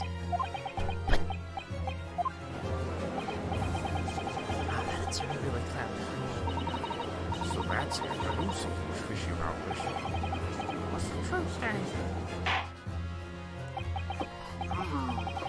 Gee, the defense has overlooked something vital. You can't call it a logical conclusion if it even has a single contradiction. Attorney, your demonstration doesn't have a leg to stand on. Come on, Naruhodō, get up, you got this. I was so close to the truth. There shouldn't have been anything wrong with the path I was on. It was closed off by a single contradiction. In other words, if we can resolve that contradiction, the path will be cleared once more. Susato. Listen up, Naruhodō. You've just been taken by surprise, and you're just turned a little bit pale. But if you're on the right path, then I believe there has to be an answer somewhere. Somewhere in the information recorded in the court record. It looks like our Japanese boys finally run out of rebuttals. There's only one thing your silence whispers to us. It says you've accepted your own assertions as false.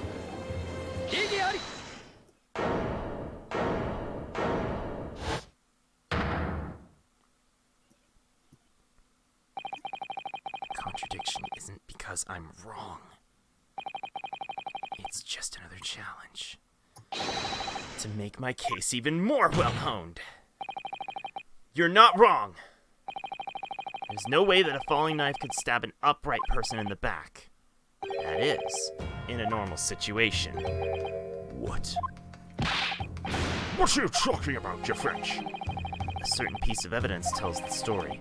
Tells us how a falling knife could end up in the victim's back. What are you saying? What kind of nonsense trick is this? Seems this is the last time I'll have to say this today. You French, I order you to present evidence. It's the final contradiction. If I can clear this up, then one final undeniable truth will remain.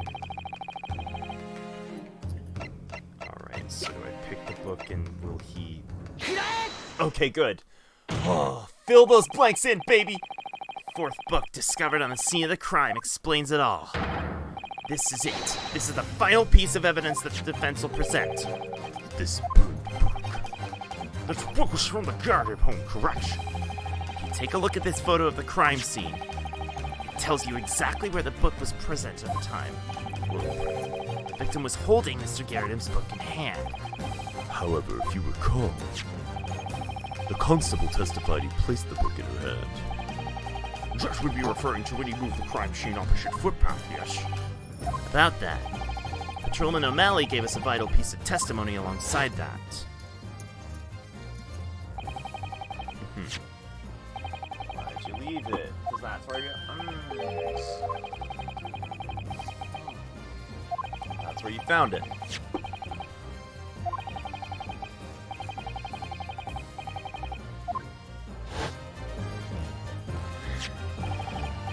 In other words, the victim picked up that book by her own volition, so obviously she picked it up before she was stabbed by the knife. That does make sense. When you've got a knife in your back, that's definitely not the time to be reading. So why, in the first place, did the victim pick up the book? Oh! I think I know. I think I can imagine a reason why.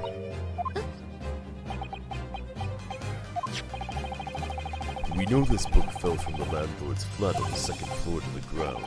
Furthermore, that was almost exactly the same time the incident occurred. Exactly. They were at the same time. The victim was walking through the foggy London night at the pavement of Briar Road. As she walked on, suddenly, a book fell right in front of her.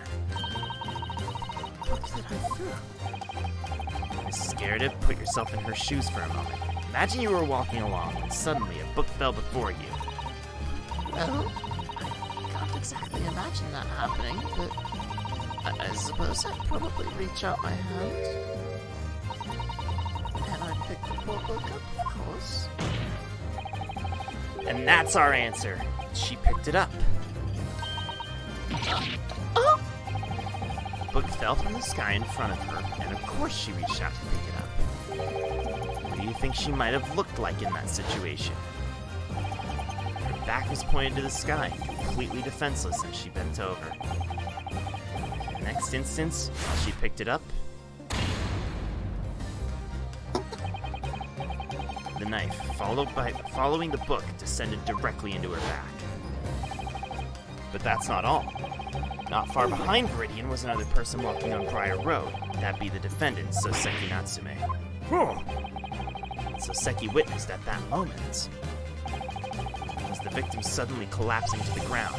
In that wispy fog, he failed to see the knife falling from the sky. In that case, the constable and his wife wouldn't have witnessed anyone else on the scene. And it's all because there was no criminals to flee the scene. This case is just a tragic accident. It's a result of a chain of coincidences on coincidences. That's the very truth of the stabbing of Viridian Green.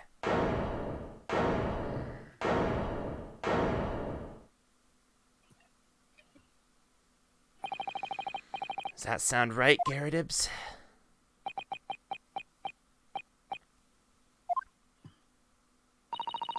When you first revealed that knife, I started to realize maybe that really was what happened.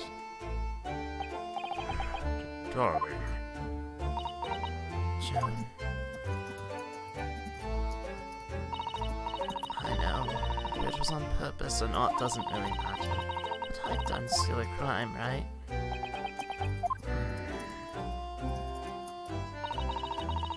I confess to it all. That night, as I was blinded by rage, I threw that book at my husband. And then I threw the knife too.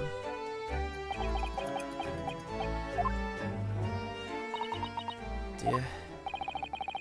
You don't have to say it, I know. Whoops, that was the judge. You don't have to say it, I know. So sorry. Sorry. I'm so sorry.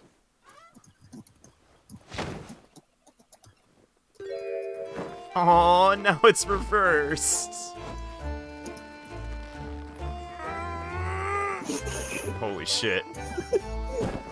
Ugh. Oh, jeez. He tried his best.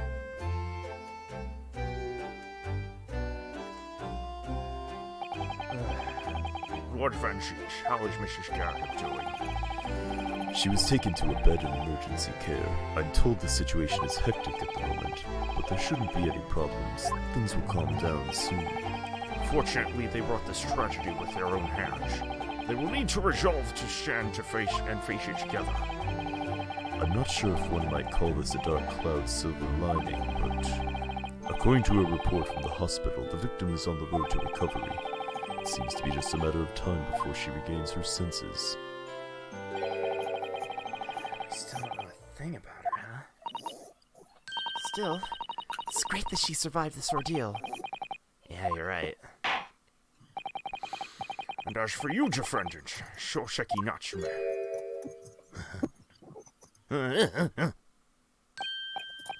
Yes, sir! On behalf of the Ministry of Justice, I wish to issue an apology to you. You journeyed to the Great Britain from so far in order to study in peace. Yet we have only caused you immeasurable suffering. We are deeply sorry for this.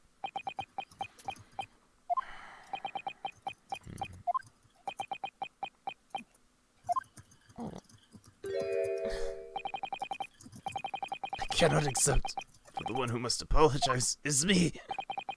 Soseki.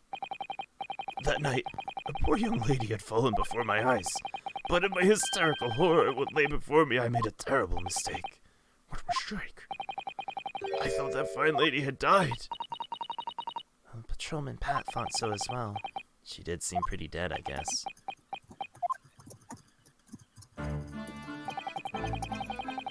It has been a year since my arrival. I was still yet to acclimatize to life in the Imperial capital.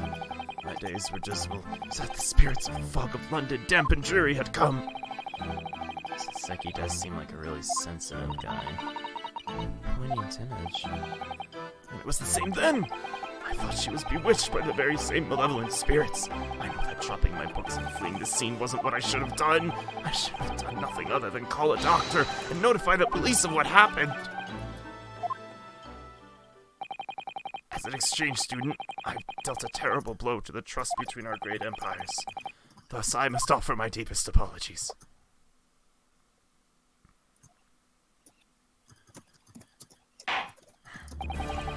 As far as I can see, the essence of this case seems to be an apparition of interwoven chain of misfortunes. A series of unfortunate events, you might say. Manipulated by this apparition, we were ready to rush to a mistaken verdict. Lord Van Cheech, and you, attorney, who voyaged from Japan to the British Empire. You two are responsible for breaking that chain. This was absolutely a model trial. Thank you, my lord. Now, sage citizens of the jury. Yes, my lord. The court has decided it's now time for this trial to end. We request your final verdict. Speaking as the foreman, I only wish to arrive at a dignified verdict. The truth is often cruel, isn't it? I didn't think this would end with us losing a juror. I stand here now as my wife's messenger. It's about time. Now I can finally get to work. This'll be a nice story for my grandchildren. Now, jurors, the time has come. Present your final verdicts to the court. Oh, their voice.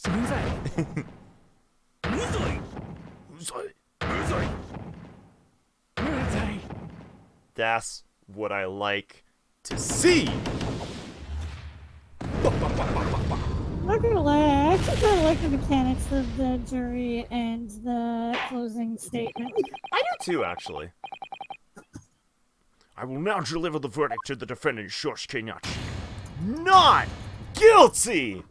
Woo! Throw that confetti. This feels like my first real victory in the whole goddamn game. I needed a win like this.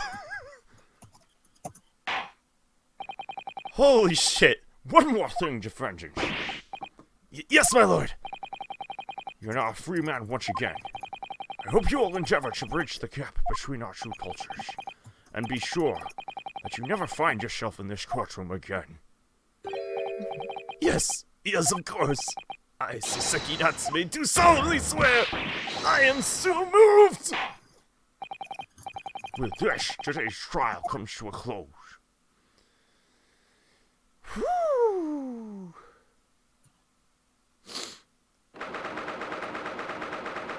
And that is how we do it. Oh, substitute! Oh, you mean me? Of course I do! Are there any other substitutes here? I wouldn't really know. We've come a long way from substitute law student Naruhodō, haven't we? I would have preferred if we arrived at just Naruhodō instead. Oh, my name is finally absolved and proud. Heart full of glee. Laugh loud and free. He seems really happy. I can tell since he said laugh. It'd be a lot easier to tell if he actually laughed, though. You've really done it. You salvaged my life from the rubble. It wasn't me. You're free because you didn't hurt anyone. It's great everyone else come to see that, too. No, you see, you got the wrong idea. Dear substance hurt. Yes. I said this before, but I never could come to love London. On the roads, I look around and see foreigners. In the sky, only brick landscapes. The Brits look down at me from above. They point and laugh. Look at that dwarf. I think you're just imagining that. However, today, you have pulled me out of my tiny hole of depression. You stood on that grand stage against those Brits. You didn't dare retreat. In equal battle, you fought with your words to unveil the truth unknown. When I saw those great fireworks launched to the crown court, my heart cried for joy. Mankind is great! I'm both grateful to hear you say that. My old friends in Japan will be delighted to hear about this misadventure when I go home. Huh? Sorry to keep you waiting. I happen to have overslept just a little bit. If it isn't Mr. Holmes. Well, that was close. Looks like I made it just in time. Looks like court's about to be in session. I know you've got this, Master Naruhodō. Actually, the trial just ended. What? How? I was in such a rush for nothing then. Ah! It's you! You damned monster! The Sherlock Holmes! I'm sorry, have we met? This is Soseki. You do remember arresting him, right? Oh, that's right. I didn't recognize him. He's always hiding out in his little basement or a flat in those dank little jail cells. What's he doing in a brightly lit room like this? I had no idea what he was. Could be a little less rude. Curse you, me Sherlock Holmes. It's all your fault this happened to me. I got a whole mountain of things I have to say to you. No, wait! Sorry, I've got it now. You must be... the man that ran off from that crime scene. You abandoned that poor victim.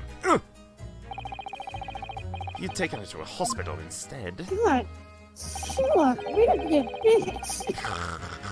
By now, she probably would have been awake again. But oh well, I figure it was inevitable for her to end up this way anyway. We're all the same, you know. Something like this is just too much of a fright.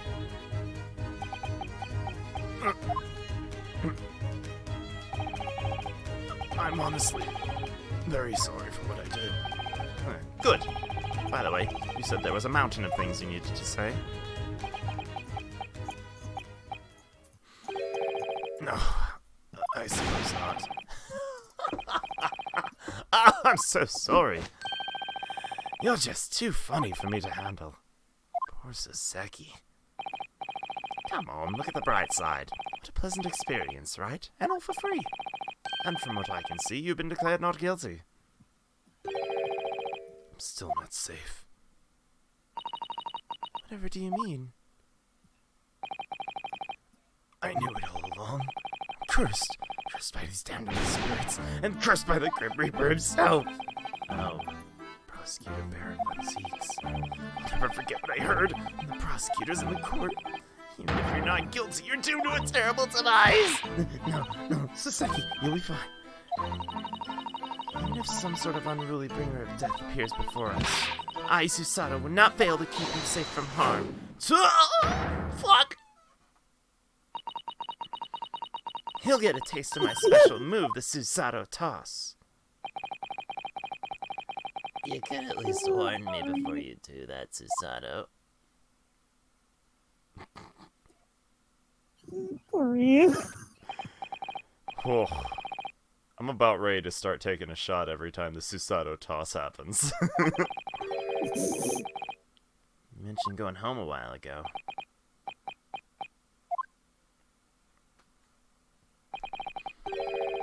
Before long, I plan to go home to the Japanese Empire. It's been a whole year since I first arrived in the British Empire. Going to university, living on my professor's teachings, visiting the libraries and bookshops. I've come to know this wonderful world of literature, along with the city it was born from. And I realized my mission is to teach our empire about this culture. Saseki. So, put simply, you've got cold feet at the thought of the Grim Reaper's curse. Is that right? No, you see, you got the wrong idea. The more I learn about literature, the more these strange emotions well up within me. When I return home, I wish to write something with my own two hands. Really? I want to read one of Saseki's novels someday. Now, Master Naruhodō and Miss Susato, what are your plans? Plans? Are you going back to Japan with that mustachioed gentleman? Why'd we do that? We haven't even been in London for a week now. No, our trip's only just begun. I suppose you'll be staying in a hotel then. Yeah, we're trying to find a cheap place to live before we go bankrupt. According to our calculations, our allowance will vanish entirely in about 10 days. Oh! If you'd like, you're free to take my flats! Your room doesn't have any windows, right? Yes, that's true. But the floor, walls, and ceiling are all in perfect order. And there's more! You'll never be alone! Because the spirits will be there to curse you! Spirits?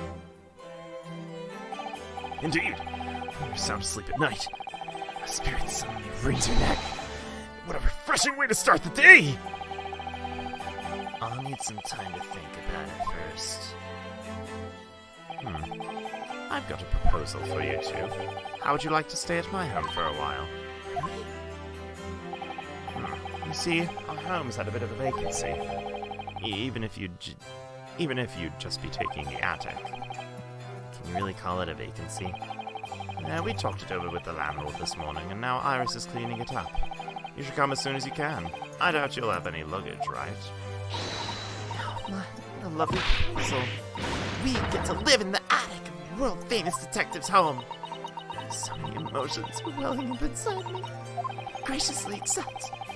I don't suppose I even have the option to look elsewhere now. Alright. It's decided then. Tonight, Iris will be flexing her cooking muscles for a big welcome dinner. Mr. Soseki, feel free to come over as well.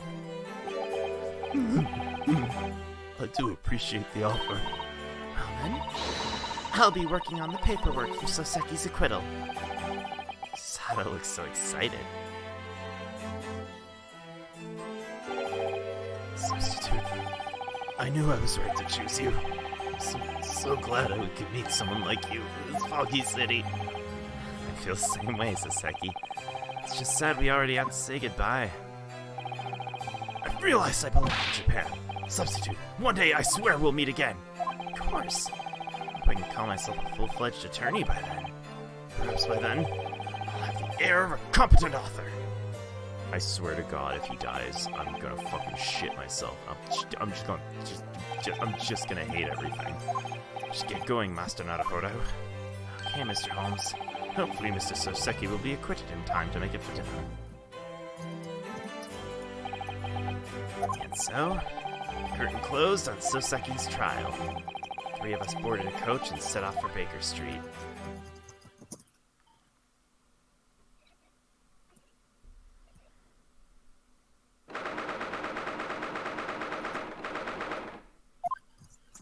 In the attic. So this is it. It's our new office. Our own office, huh? I like that. It's got a nice ring to it. It does. This is like a dream come true. Do you see this, Asogi? It's only a small one. I feel like I've come one step closer to fulfilling your dream. What do you think, you two? Do you love it or do you love it? Mr. Holmes, thank you so much for this. It's such a charming little room. I'm positively overwhelmed with glee. Yeah, that's great. Iris and I are glad you're here too. Come on, everyone. It's almost time for supper. When Uncle Soseki gets here, we're having a big party. Miss Iris, I'd love to help you prepare. Okay. And Susie, you can make the salad. All right.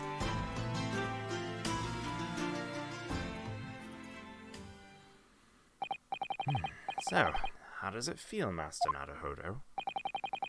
You've established your very own office in London. Can't stop trembling from the excitement, along with the thought of what might be waiting for us in this city.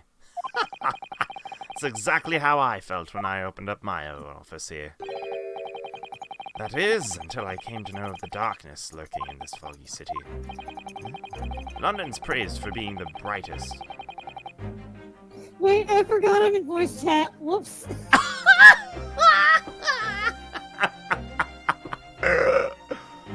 That's funny. I do indeed agree, actually. The exact same sentiment I hold. London is praised for being the brightest, most prosperous imperial capital of all. However, as the flames of London burn brighter and brighter, the shadow cast by its light grows in even greater darkness. What's that supposed to mean?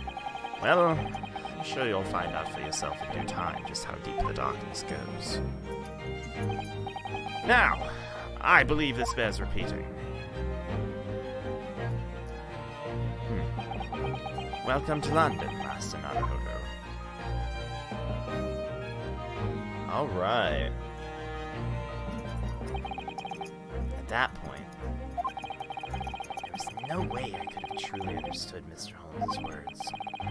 No, it'd be just a short while longer before I'd peer into the abyss within my own eyes. With my eyes.